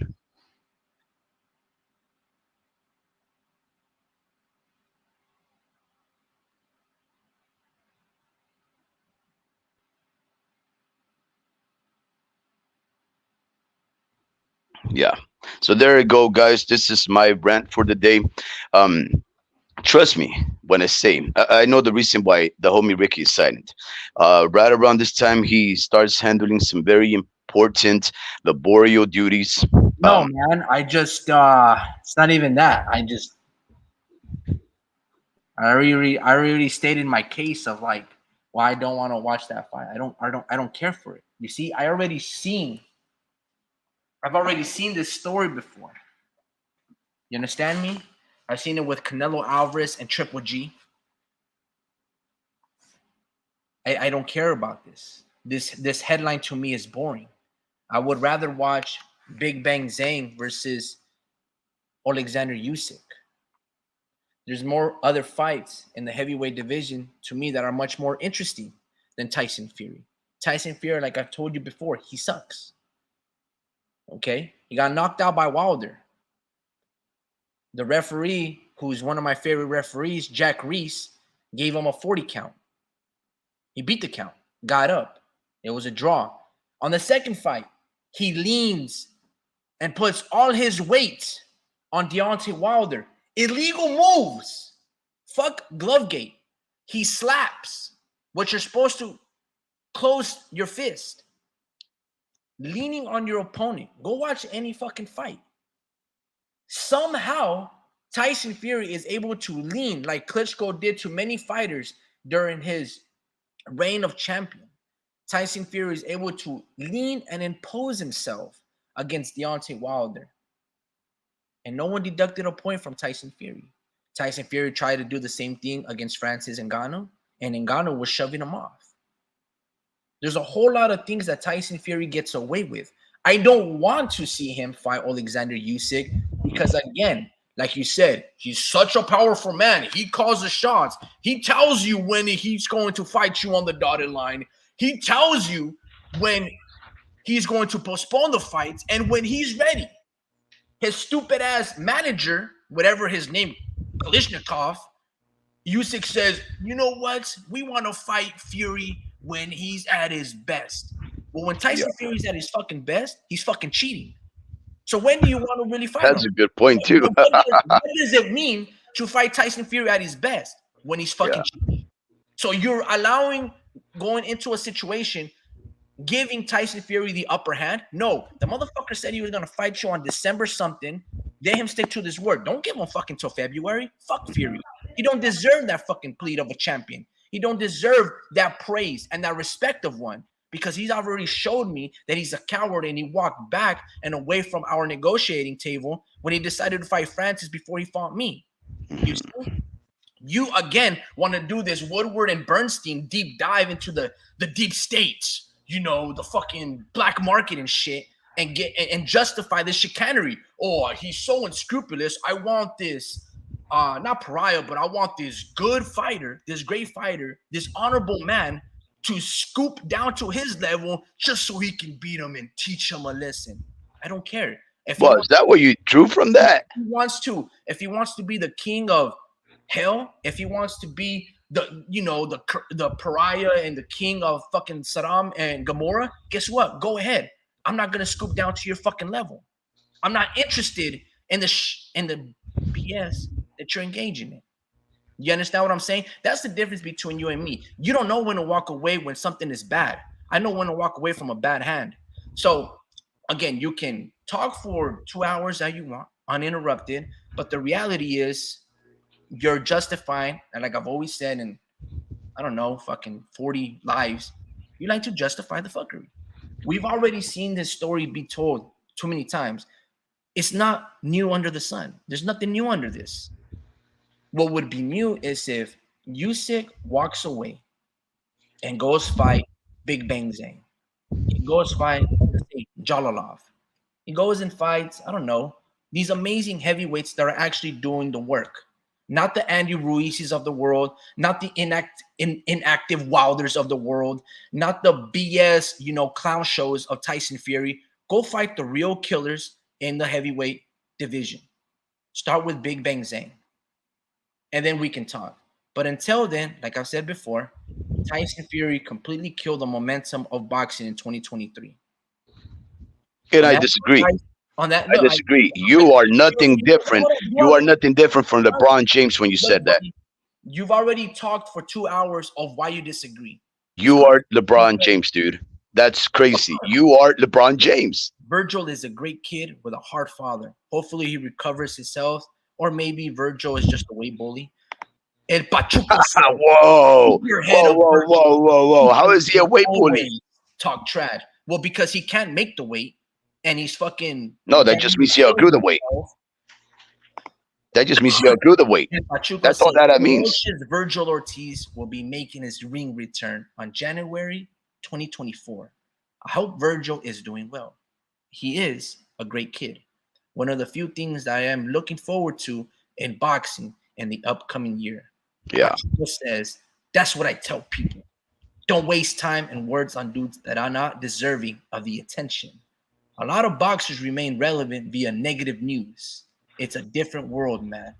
I concur. Every single one of those statements that you said, I completely agree wholeheartedly. It would be a fresh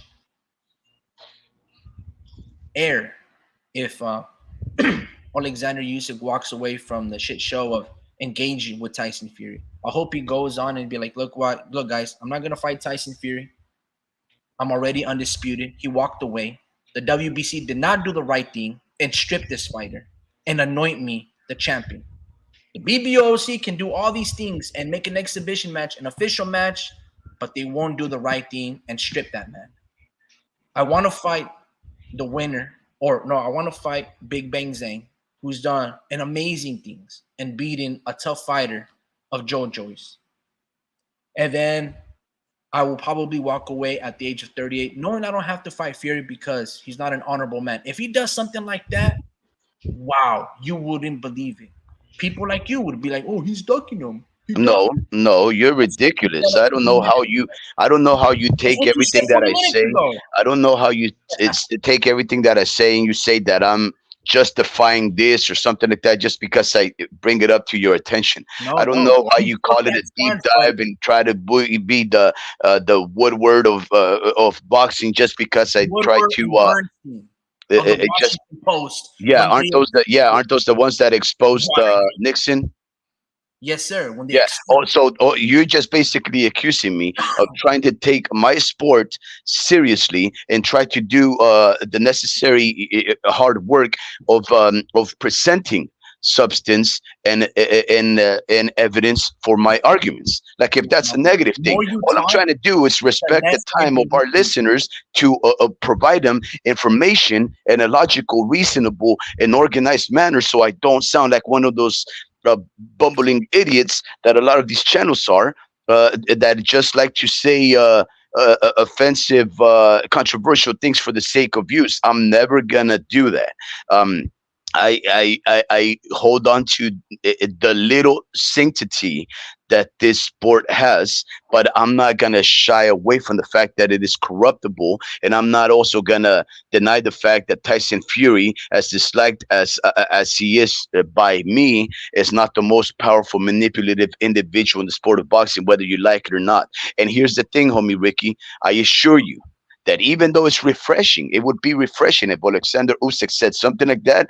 I would actually be in approval of that because at least he's calling another individual out on it. But here's the thing: he will never do that because one, he's after legacy.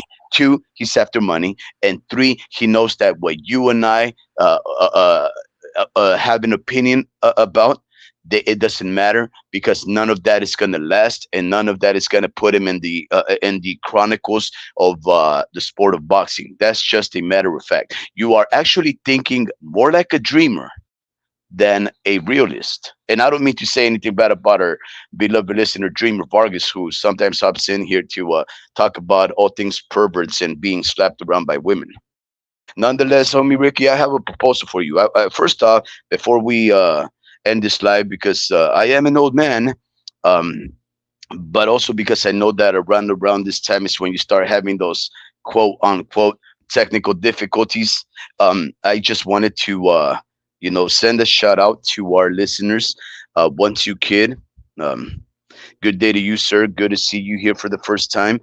We are mostly a uh, a a trio of boxing fanatics that like to provide their own opinions on the sport in a respectful manner. So welcome aboard. Thank you very much. We have not had it live for about a week because I was in absentia.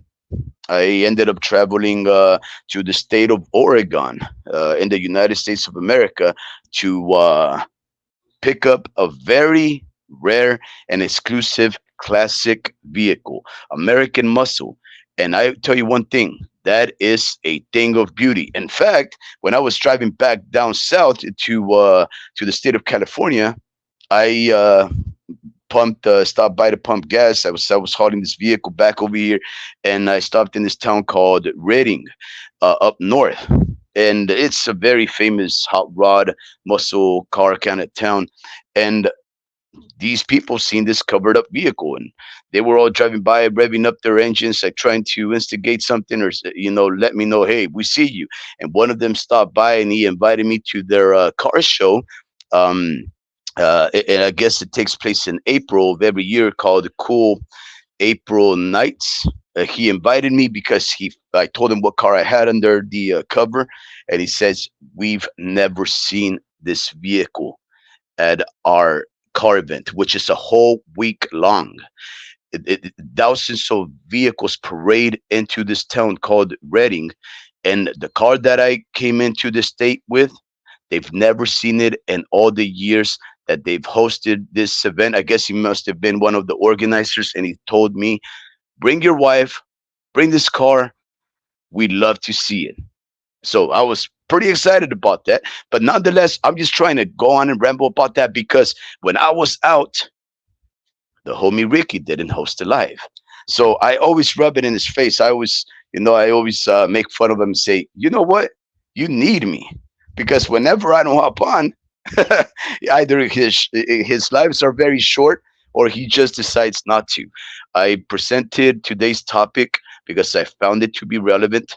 I know it's a very hot topic. Currently, still people are formulating ideas and going live and making all these videos about Tyson Fury, Francis Ngannou, what it all means to the sport of boxing. I really don't think it means nothing at all besides a an exhibition fight that for some reason or another, even though there was no belt on the line and it could never be, all of a sudden people are really making this global, all-encompassing judgment on the sport of boxing because a heavyweight, undisciplined fighter like Tyson Fury decides to take his exhibition partner lightly.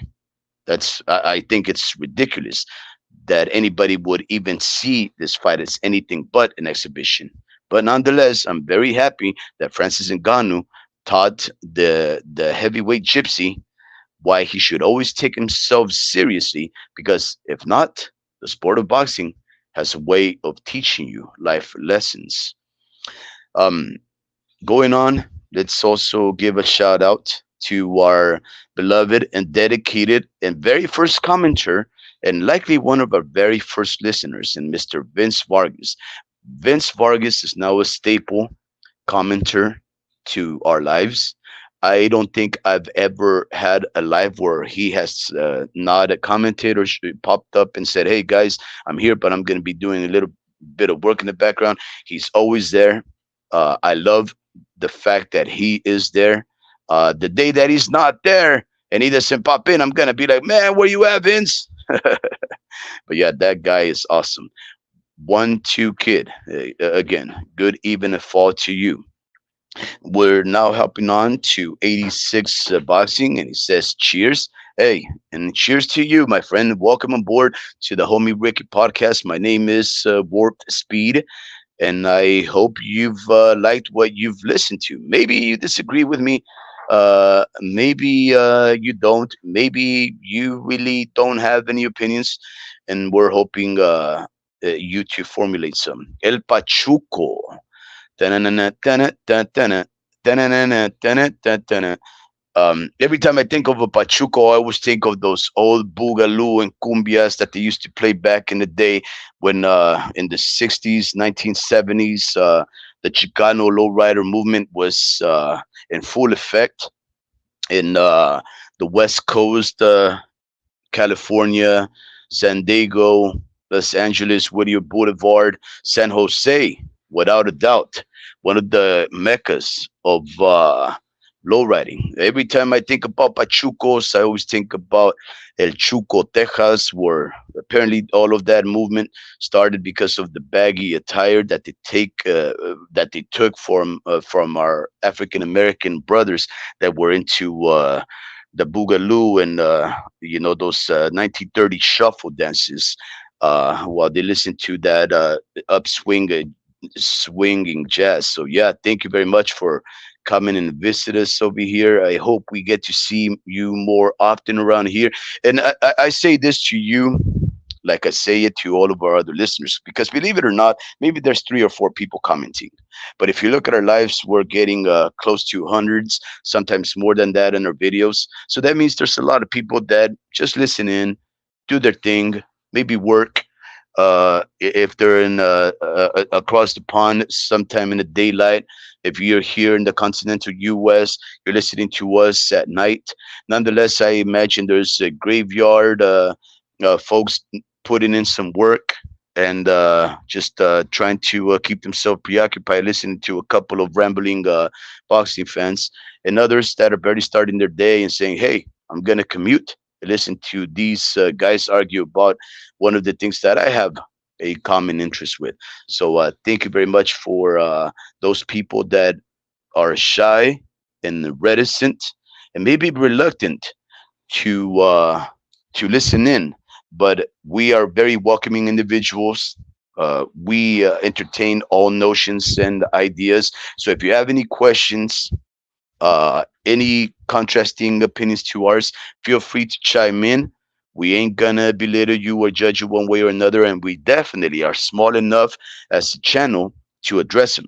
Whereas other channels are so big that your comment just goes by without anybody reading it. So far, we're still pretty small, and you can definitely take advantage of that so that we can say hello to you and read out your comments. So thank you very much for that. Mr. Vince Vargas writes, El Pachuco, saludos. Igualmente usted, señor Pachuco. Vince Vargas says, just watching Jesus Chiquito Haro fights on YouTube. He has a recent interview on the fighter's voice, young fighter from Merced, California. Um, Mr. Vince Vargas, I was catching one of the fighter's voices interviews today with one of our uh, fighters in the state of California, Jesse James Guerrero. He's Robert Guerrero's nephew. He's a very diminutive individual, very young. I think he's barely 18 years of age. He's fighting at 108, maybe 112. Very small guy, feisty, skillful. He comes from the Guerrero camp, so he's taking himself very serious. I've met this young man. He's a very humble, very friendly and approachable individual. In fact, I say this about all of the Guerreros, from Mr. Ruben, great gentleman and legend, to our sport as a trainer, and of course Robert, the Ghost Guerrero, and his son, who's actually a very scrappy fighter, very scrappy, very tough kid. I think he's a junior, but Jesse James was being interviewed by the Boxing Boys today, and that was fun. But I did not get to see the interview of Chiquito Haro, so hopefully I get to listen to that soon enough. Um, Haro Bros Boxing, they have a gym there. I love young local fighters. That gets my attention. So when they come up, it's that much sweeter. Yeah, I agree. Listen, um, it, to everybody that's out there listening, right? Okay, here's the thing. If you do not want to immerse yourself in the controvertible parts of boxing, one of the things that you can do is go to your local gyms and watch these upcoming fighters give it their all, where nobody's really trying to corrupt these individuals, where they're still young and innocent and far detached from the professional, more political side of the sport, so that they're just fighting with all guts for the glory, right? No ideas or thoughts about money, no ideas about how to pull the A versus B side game. It's just guys that are trying to give it all for their local fans. And there is nothing better than paying a cheap entry to watch 10, 12 fights with everybody's giving it their all, and about 10 feet away from them. There's nothing more intimate, nothing more exciting than just being there in the action, watching the violence take place before you and in your eyes, and you walk away there knowing that you are seeing potentially some of the future Hall of Famers and stars of our sport. There's nothing like supporting your local fighters, and that's not necessary to say that you should be a local uh fan of the sport, and you should discredit any of the fighters that are against your local fighters. No, every fighter deserves our credit. Yeah, you can definitely have favorites, of course. Go for it. But every one of these fighters, men and women, they deserve our respect and admiration. But I tell you right now, save yourself the money on a pay-per-view event that costs you $80. With $80, you can probably get into four events from local events taking place with the names coming up, and you'll have much more entertainment on the cheap, and it'll just be a better venue overall because they're usually taking place in smaller venues. Or you can just take four of your buddies, three of your buddies along with yourself to one event, and you'll still have a heck of a time. Probably even better if you're into amiable situations. But yeah, support local. Haven't watched that yet, Speed. We'll watch it after this live. Yeah, it was a fun one. I think they didn't mesh well enough as far as their interviewing skills, because we know that the fighter's voice, I think his name is Robert, he's a very capable individual. He's very attentive. He comes with the heat. He's definitely very good at interviewing people. But I think there must have been a delay in the transmission, because they were, I think, at least on Jesse James' side, he was working with an internet that allowed him to become a little blurry. So usually that's an indication that the image is blurry because they do not have the best connectivity. And I think maybe that caused a delay, so that when he was asked the question, he was answering prematurely before the question was completely set up and asked, or he answered it a little delayed. And then, of course, this interviewer was about to hop into the next thing because there was a delay. It was a little strange. Usually, the interviews are much smoother, but then again, this fighter is young. Maybe he's exuberant. Maybe he knew what the question was going to be, so he jumped the gun and asked it. But it just wasn't one of the smoothest interviews of all. If you get time to watch it, well, you'll get some value from knowing that one of our fighters in the Guerreros, the new generation, is coming up, and you'll maybe familiarize yourself. But I will also, similarly like you, Mr. Vargas, try to catch Chiquito, his interviews, to see who it is, because I do plan on going in a couple of, wow, is it this weekend? Uh, uh, uh, Fighter, I think one of these days there's going to be that Fresno fight. Um, wow. Oh goodness, the House of Champions. I don't know if it's this weekend or next, but I do plan on going there. So I'm gonna try and do my research first to know who I'm watching. Um, Watch the Jesus Chiquito Haro interview in the Fighter's Voice. Yeah, you like this kid. I sure hope so. And Haro interviews, he is there live in studio, so it went well. Oh, okay. Yeah. That's definitely very necessary whenever you can be in the same place so that it goes smooth. And yeah, that's awesome. I'll definitely watch that for sure. Oh, if it is on the 17th, then there's no excuses. At least right now, I did need a bit of rest and repose, because that drive up north one way when I was not loaded was 12 hours. But on the way back, it was closer to 14, if not 15.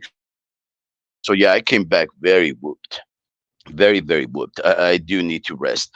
But yeah, yep, I remember that. It is on Friday. So yeah, there's nothing that yeah, that's a great way to start the weekend, because if I'm not mistaken, I think the next day is gonna be the Devin Haney versus Richie Progra a pay-per-view. So that's gonna be like the thing to really to get us get that weekend popping.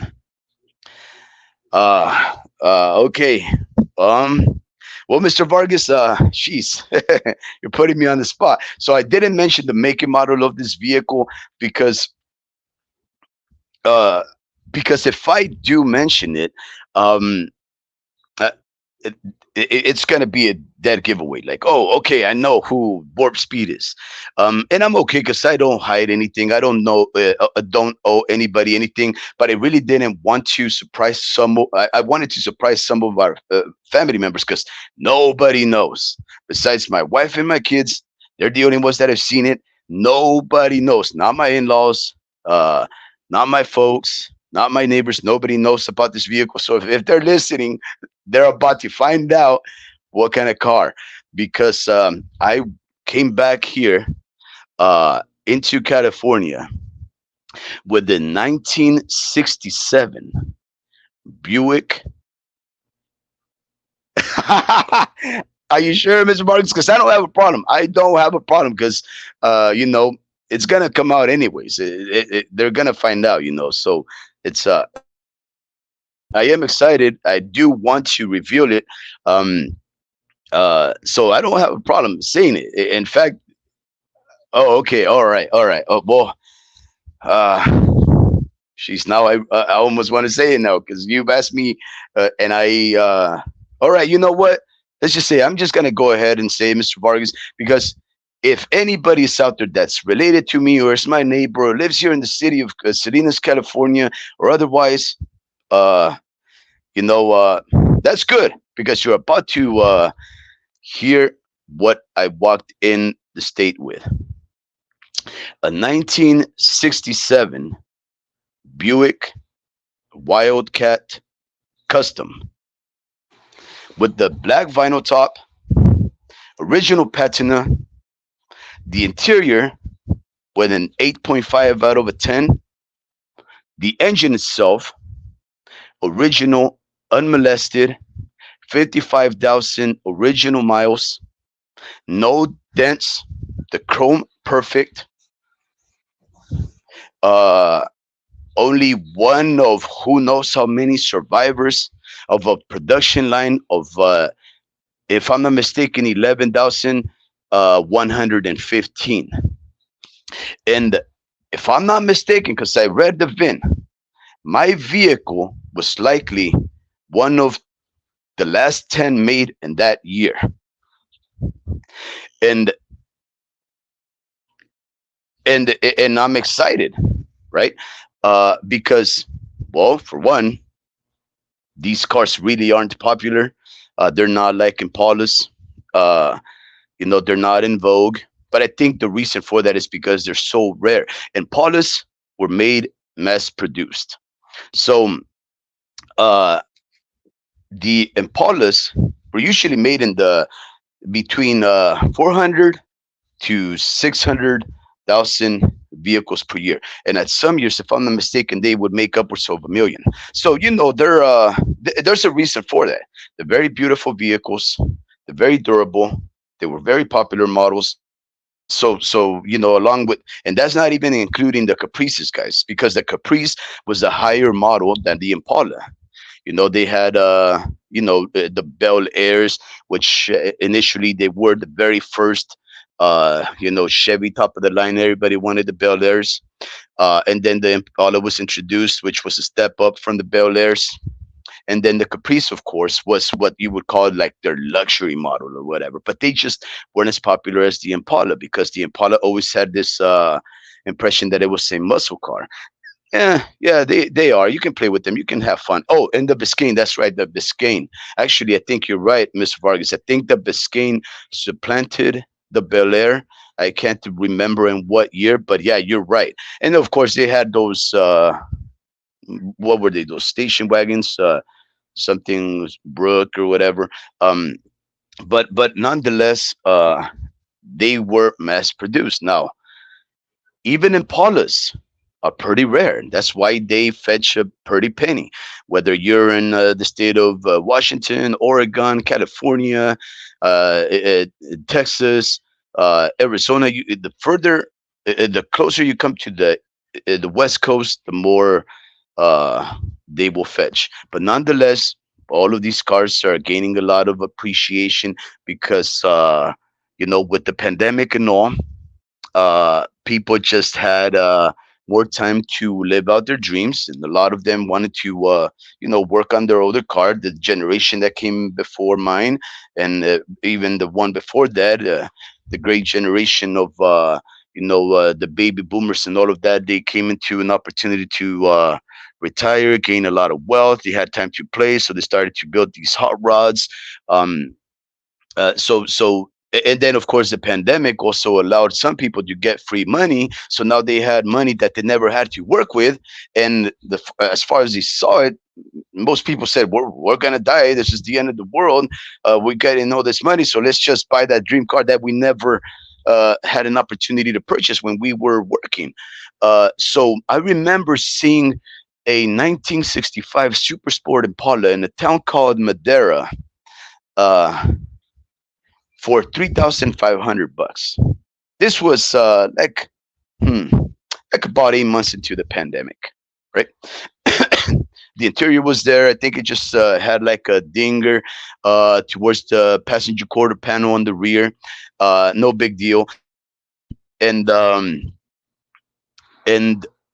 interior was, like needing to be, reupholstered, whatever. The original matching engine, all the numbers lined up, but you needed a tinker here and there with it. Okay, look at that vehicle now, and you're looking at a rust bucket, probably with no engine, needing a lot of fabrication on the body, maybe floors. I don't know, 9,000, 10,000 bucks, no engine, right? That's what the pandemic and the economic stimulus packages allowed for the inflation of these vehicles. Now, I assure you that there is a lot of people that purchase these cars and they haven't touched them. Why? For one, if you don't have the manual dexterity or the interest to take up new things like welding, fabrication, mechanical work, and whatnot, which is part and parcel of car restoration, then you're going to expect other people to do it for you, right?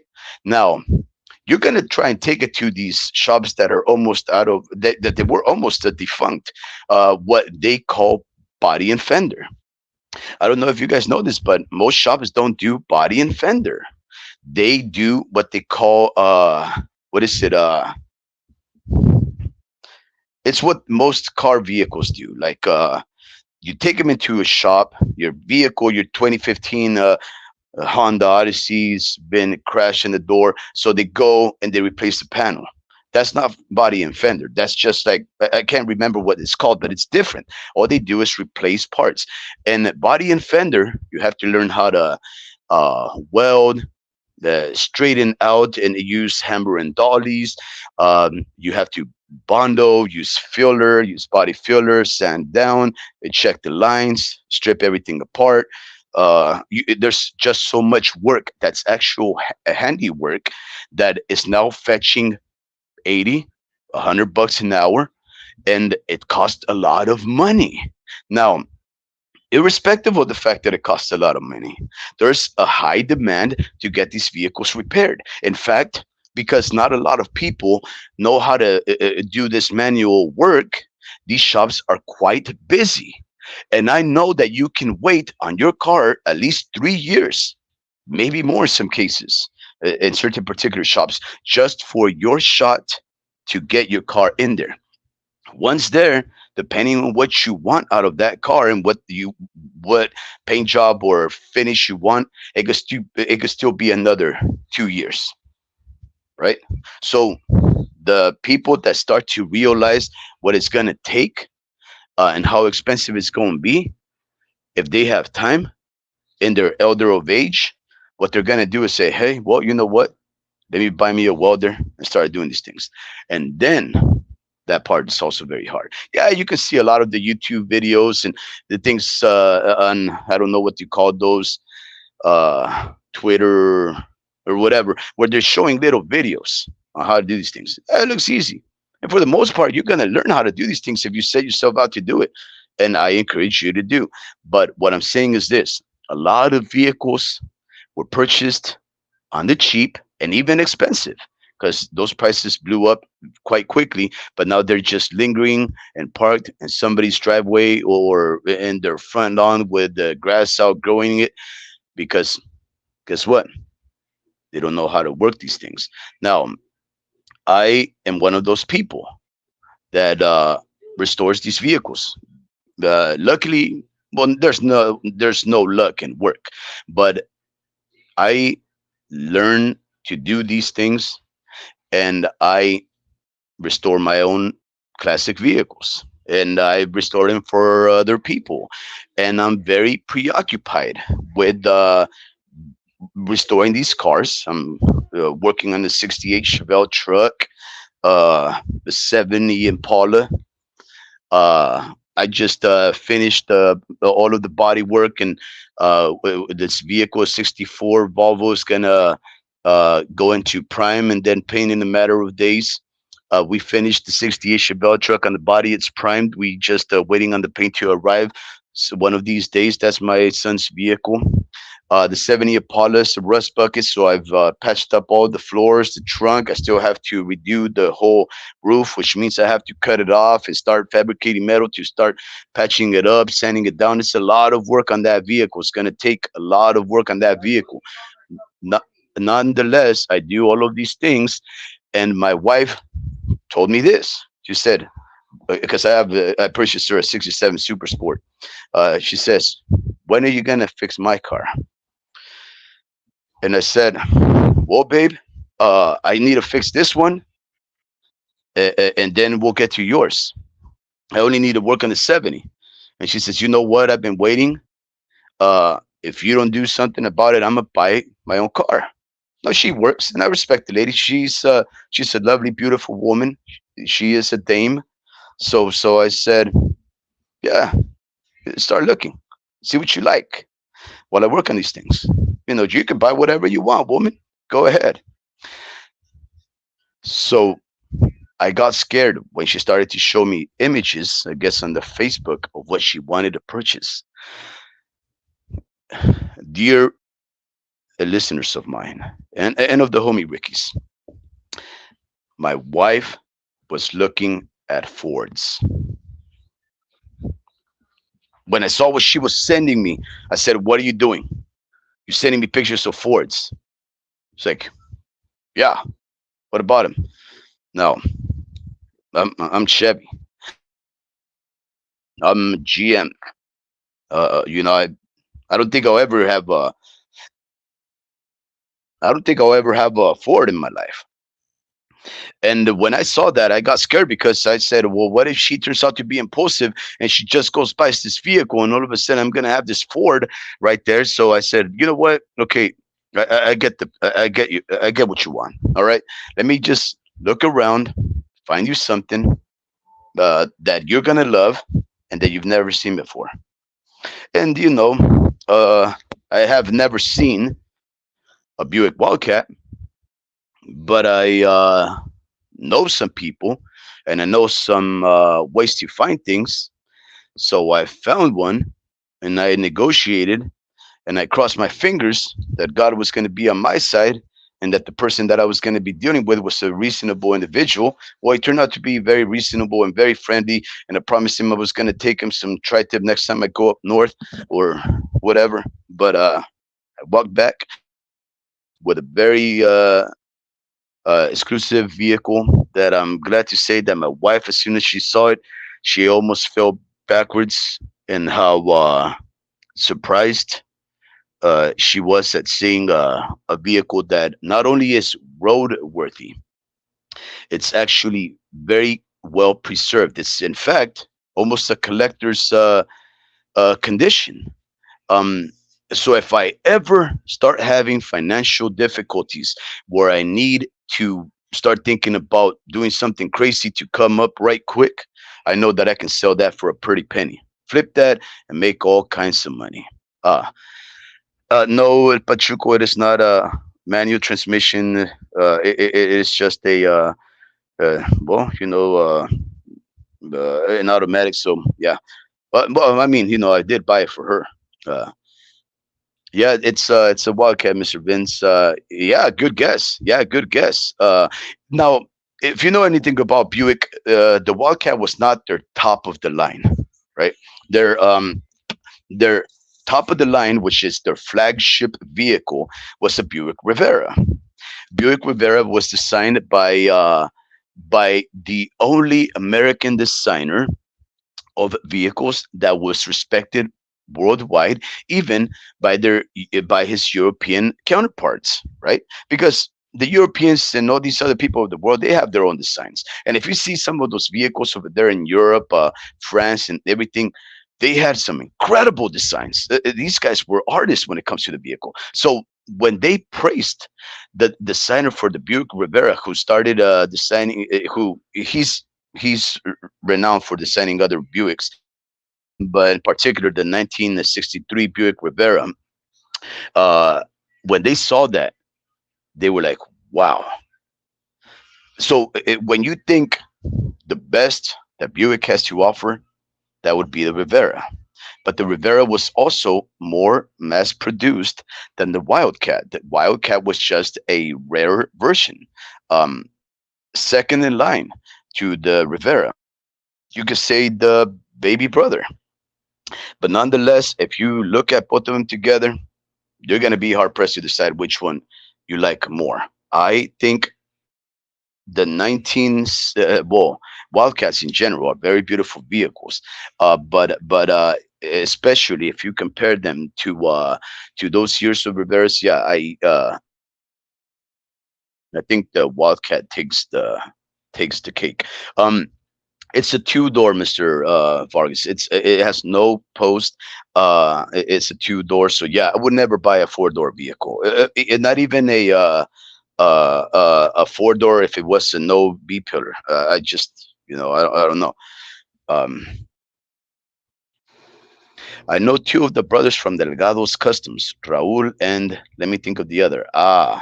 Yeah, Juan and Raul.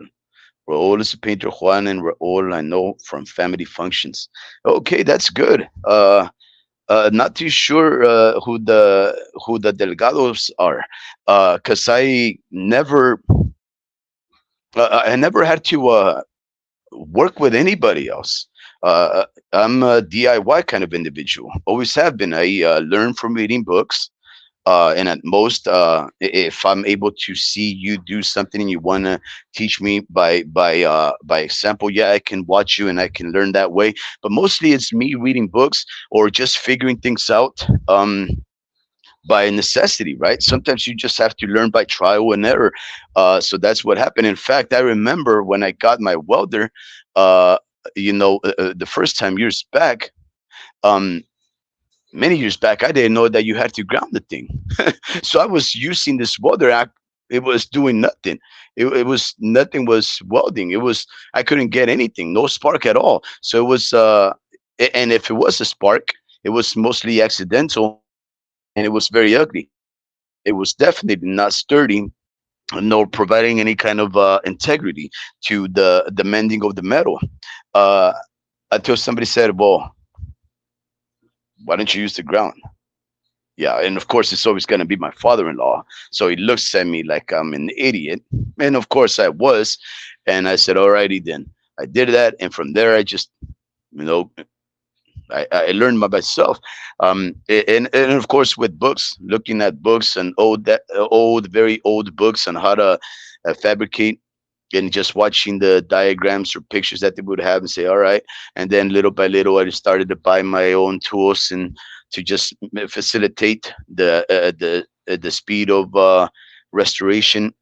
And now, yeah, I've been able to do things without requiring anybody's help. But that's cool that and it is, if they're brothers, it's great that you work as a family. That's the best way to keep a business going.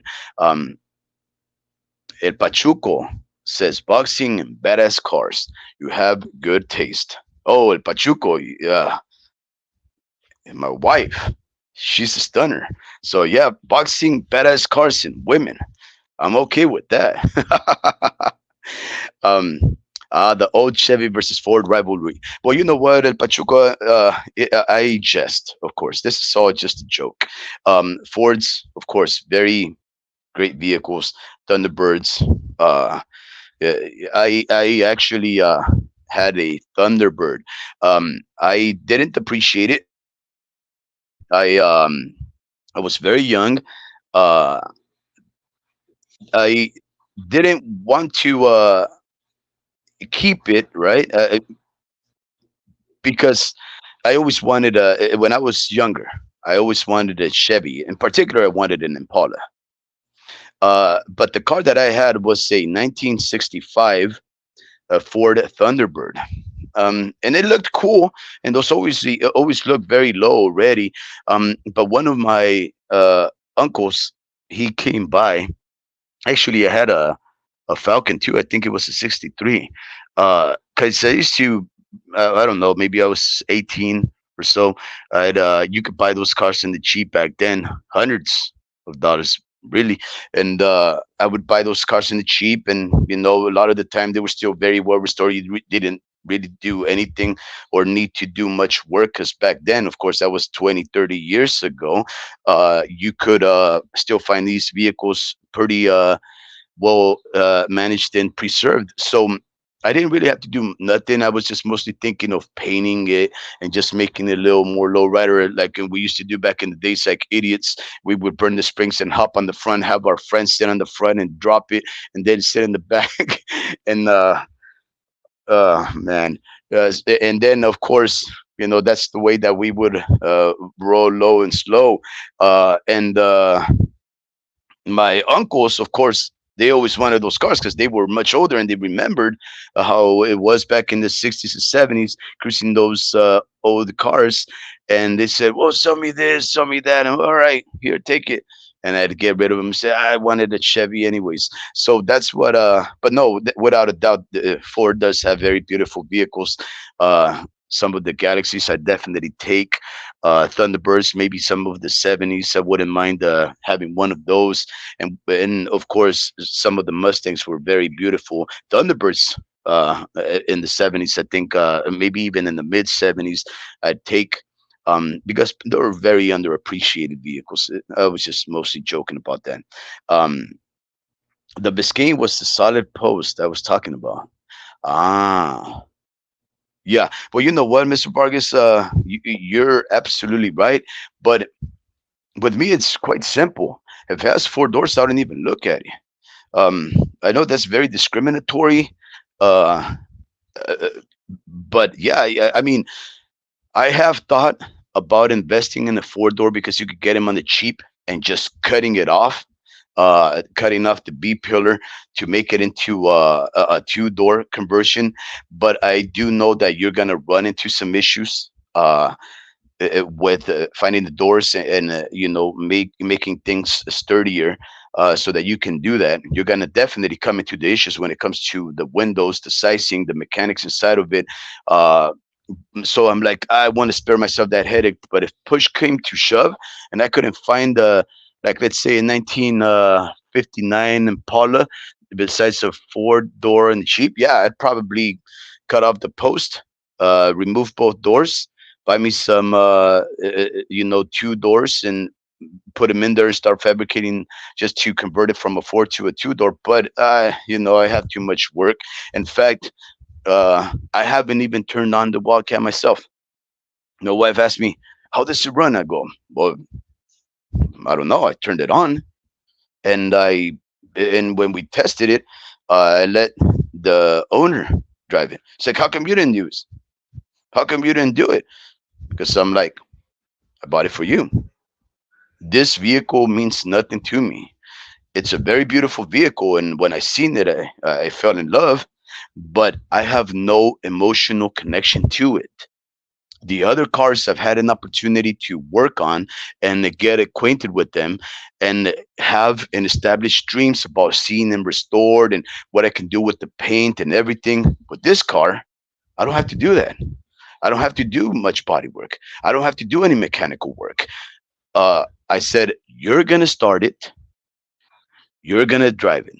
And in fact, I think I deserve for you to be my chauffeur, is what I told her. I want you to drive me around. I'm just going to be the proud individual that's married to you and lucky enough to have you do all the work while I sit shotgun. That's what I told her. And that's really what I plan on doing. I don't plan on driving that vehicle uh much at all, ever, really. Except getting my wife to you know take me around. And I'm a simple individual, guys. I don't ask for much. I'm not gonna go to no car shows. uh I'm very private.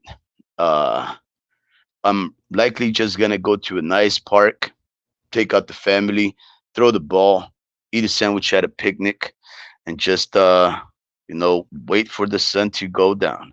Just keep it simple. And then have my wife drive me back. uh Lincolns are nice lowriders. Yeah. Wow, those long boxy cars from the 70s. Man, wow. You know what? I haven't seen a Lincoln in a long time. No, I haven't seen a Lincoln in a long time. Uh, at least not in the region that I'm from. Um, yeah, I would love to see what I think I seen one. Um, there was a car show here in Salinas, California. The Tavares family mega show. um, the Tavares family, they're involved in the community heavily. Uh, they do a lot for uh, for our city. They represent the Mexican American Chicanos. And so, of course, boxing is part of that. And my son has been fortunate enough to fight in his events. So I walked into this lowrider show with all kinds of beautiful cars. And if I'm not mistaken, I believe I may have seen the Lincoln here or there. And of course, when you see them, they're impressionable. They're you walk in there and you see these Lincolns long boats riding low and slow with all those contours, looking like the baddest thing you can get yourself into. And yeah, I wouldn't mind seeing one cruising down the streets, or driving on the 101. Two doors had the solid post, I believe, only on the Biscayne. The homie Ricky says I didn't tell her that. I was there. Man, I'm not gonna say everything in front of you, buddy. Some things are kept private, my friend. I just spoke about privacy, Mr. Vince Vargas. Two-door Biscaynes are solid post vehicles. That's what I meant when talking about the Biscayne.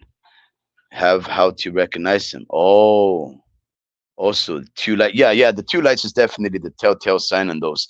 But yeah, again, Mr. Vargas, I apologize in my ignorance on four-door vehicles or vehicles with solid posts. Really, I yeah, the Biscaynes I would never look at. I haven't seen the Lincoln Continental 1961. I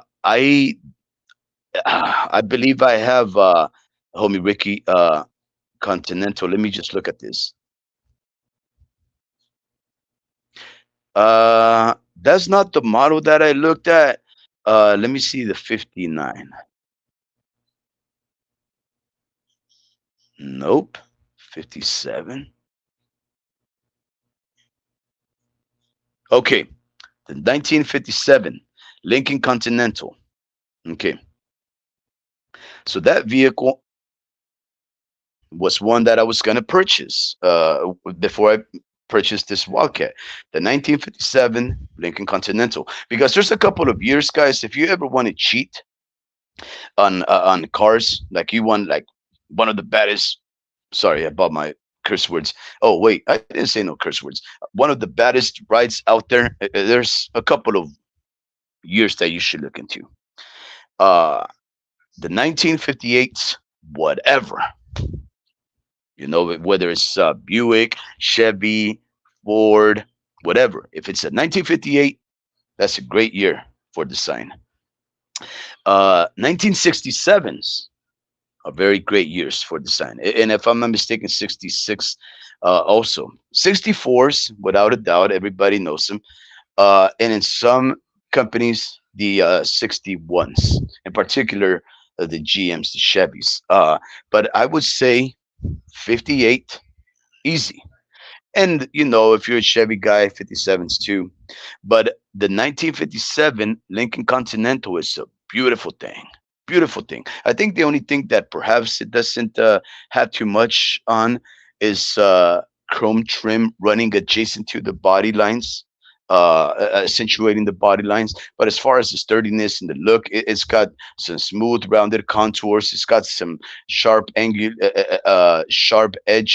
some andulation in the body. It's just it's a nice car.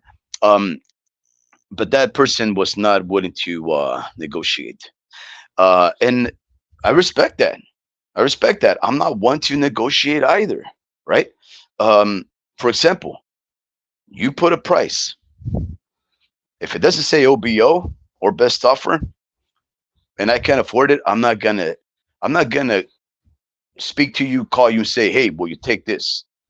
I'm not gonna do that because you told me beforehand that you don't do that, right? So I walk away from that. I don't even entertain the notion. If it says $15 OBO, all right, just off of practice, right? 10% off. That's what you should always negotiate down. 1500. You want to play hardball? Push it for 50%, 20%, right? And it's in negotiations. Of course, you should always start the lowest that you can without offending the individual. And they're going to always offer the highest that they are willing to accept. Um, but since you don't know what a reasonable low end would be, because that should be the point of start for negotiations, because you're probably going to meet somewhere in the middle. If you say something like 7,500 and their asking price was 15 thou, negotiating, you're probably going to meet somewhere like in I don't know, 11,000, somewhere in the middle, somewhere around there. 10,000 maybe, whatever. Um, the first offer you're going to present this individual, it has to be something that you don't offend them with. Because if you offend them, they're going to say, you know what? You're here to waste my time.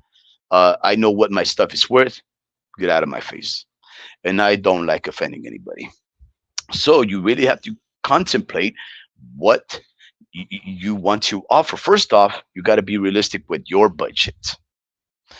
And then you also have to be considerate of what they're asking for, because you want, as a person, if you're reasonable in negotiations and you want, to strike a deal on friendly terms, you're gonna want to also start looking at the condition and start using the words that they're using in their advert and their post to try and do some psychological work and say, hey, I think this person, they're willing to negotiate. If they say something like, oh, I'm moving, that means I'm in a hurry.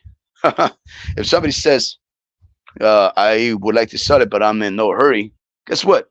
That person's gonna definitely resist any negotiation, especially a lowball offer. And I don't like lowballing offers. And this is how bad I am at negotiating, guys. I have never sold my vehicles when they've asked me for them. I would rather give them away. I've actually given away the 1970 Impala that I'm repairing. I gave that was my very first uh, vehicle. I cruised in that. I fell in love with that. I gave that away because I don't like to negotiate. I would rather give it away to you if I believe you're deserving. And if I like you enough, I'm not going to accept your money. I'm going to give you the car, right? Not only did I give it, I'm actually repairing it for them, right? Now, when I have sold a car, I had a 1977 uh, um, Oldsmobile Delta 88, a 1977 Delta 88, beautiful, spacious vehicle. I wanted to sell it because I didn't want to do a little bit of upkeep on the tranny. I believe that it started to slip. Uh, some kid from Oakland It came down. I put it in an advert, and I think I was asking. I can't remember, guys. $1,000 or something like that. He showed up and he said, "What's the lowest that you take?" And I heard him out. I heard him out. They said, "You know what?" I started to talk to the guy. I said, "You know what? I like you. You seem like a cool kid. You know what? First car, $500, maybe even 400." I went against my own interest. Why? Because I wasn't gonna go back and forth. You know what? I'm not gonna give you a price to screw myself over, right? Like a negotiation. So I said, you know what? Let me just hit you with something. I'm gonna get this vehicle out of here, and you're gonna walk off with a deal and take it for this much. Oh man, that kid had a skip in a step, a smile, glistening smile, and he walked off home.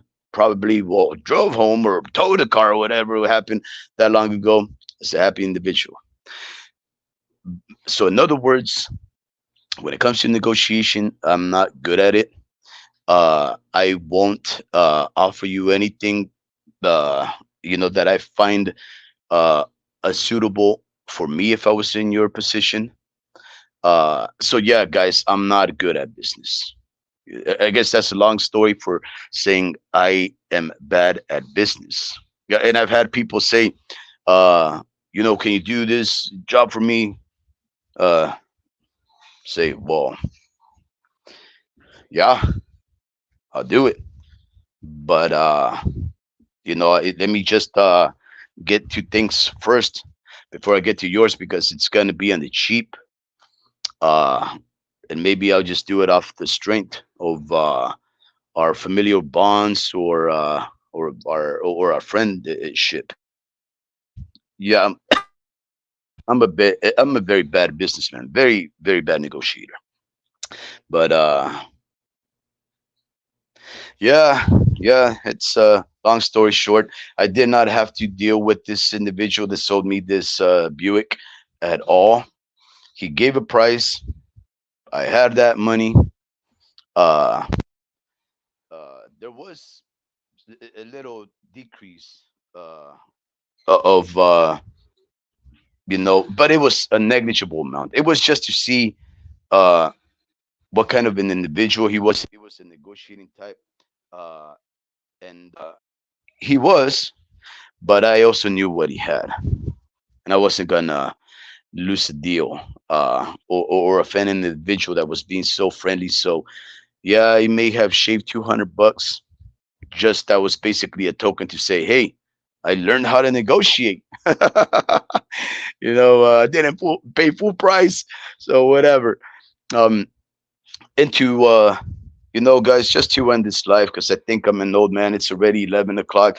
I'm sure that a lot of you are bored about an individual named Warped Speed who was supposed to talk about boxing, but somehow all of a sudden he's talking about what he cares about, which is classic cars and low riding. So to just to set up the next live, I just want to ask anybody that's still out there listening, would you guys want us to address uh, Manny Pacquiao and everything surrounding that man? I'm not too sure if you guys know about what Manny Pacquiao's been up to, but it's very interesting, absolutely interesting. In fact, some would say he sounds like a person that's thinking like a punch drunk individual. It's brave, and we take him uh, at his word that he wants these things because we know what a kind of man he is. He's a man of his word. He fights all comers, but he wants to do some crazy things, guys. So we can talk about that for the next live. We can also talk about another person that's all over the place with what he's saying, and this would be Dmitry Bivol. Have we talked about Dmitry Bivol? I'm sure we have. But Dmitry Bivol is a confused man. I don't know if you guys have been following what's going on with Dmitry Bivol. He has an upcoming fight that they have not announced his opponent. Takes place in December, if I'm not mistaken. So they should be announcing it anytime soon. But he's talking about going to 168. He's also talking about going to cruiserweight. Basically, sounds like an individual that's discontent with where he is at as a one belt holder at 175, and he doesn't know whether he wants to go down and wait to catch the smoke or go up and wait to fight bigger men. There's that. That's a very interesting topic, by the way, because we can go all over the place with that. And trust me, I got my own ideas about what we should do. And this is likely going to be something that we're going to talk about anyways, is Francis Ngannou, hot commodity, the hottest commodity in the sport of boxing, the most in demand individual. Now, I'm sure that you've heard people talk about it. He's in the news. Everybody's addressing it. Every boxing related show out there has said something about Francis Ngannou, right? But I don't know if you guys have heard what Warp Speed has to say, and I don't know if you've ever heard the homie Ricky scream at Warp Speed about how wrong he is. But we can definitely talk about Francis Ngannou and what he means to the sport of boxing. I know we've hinted at that, but I don't think we've really delved deep into what it all means. It means a lot. I'm sure I'm gonna convince the homie Ricky to make this make a live about him, even though it's gonna be we already talked about it. And in fact, I think he's probably commenting right now. First, he has a couple of heads laughing and with tears, and he says, "You still want to talk Fury and Francis, huh?" SMH, shaking my head. And of course, Mr. Vargas, he already knows how homie Ricky and I we bump heads a lot, so he's just having a grand old laugh about it with his LOL. He's laughing it out. Oh, uh, Mr. Vince Vargas says, "Get to bed, old man." Yeah, he, didn't he call out an active fighter? Yeah, he's been calling out a lot of individuals, Mr. Vargas, and that's one of the reasons why I wanted to talk about Bivol. Oh, yes, you're right. No, you're talking about Manny Pacquiao, Tank. Yes, so that's just one of the things, Mr. Vargas, that he's been saying. He's been calling out a fighter like Gervonta Tank Davis after being officially retired from the sport for going on, if not surpassing, 2 years. But that's just the tip of the iceberg because I have other things to say about it regarding things that he's been doing. Um, which, if you start digging deep, you'll probably find some stuff out. But all of it is very interesting. And because Manny Pacquiao deserves our admiration and our respect, when that man speaks, we should listen. But just because we listen doesn't mean we have to be in complete agreement with. I don't know how I feel about Manny Pacquiao talking about it. I think I have an idea of how I feel about it. But because I respect that man, I just want to bring up these topics and see what you guys think. That's what I want to do. I want to talk about Manny Pacquiao and ask you guys questions after I present to you the topics at hand. So hopefully the homie Ricky will allow me an opportunity to pull his ear and whisper some things about boxing and convince him why these things matter. And then he might say, you know what, old man, all right, I'm gonna go live with you again, even though I'm sure he would rather sleep. Um, El Pachuco says Pacquiao should not return to fighting. Okay, all right. See, it is sad to watch great boxers fight beyond their good years. Yeah, I agree. But just because of who he is, um, I'm just going to hint at something. Just because of who he is, and just because we know of who Tank is right now, is the reason why we actually have to talk about it. And Mr. Vargas says, very true. to what El Pachuco said about fighters fighting past their, well, I'm not too sure if this is the right way to phrase it, but past their expiration date, which is probably more past their prime. Dear listeners, I hope you have had a wonderful even fall. And the other day, homie Ricky told me, "What is even fall?" Well, it's just a fancy way of saying in the old English, evening. The sun falls and you don't see it. It's an even fall. So that's just all that it means. An evening. I hope you guys have had a wonderful even fall with those around you.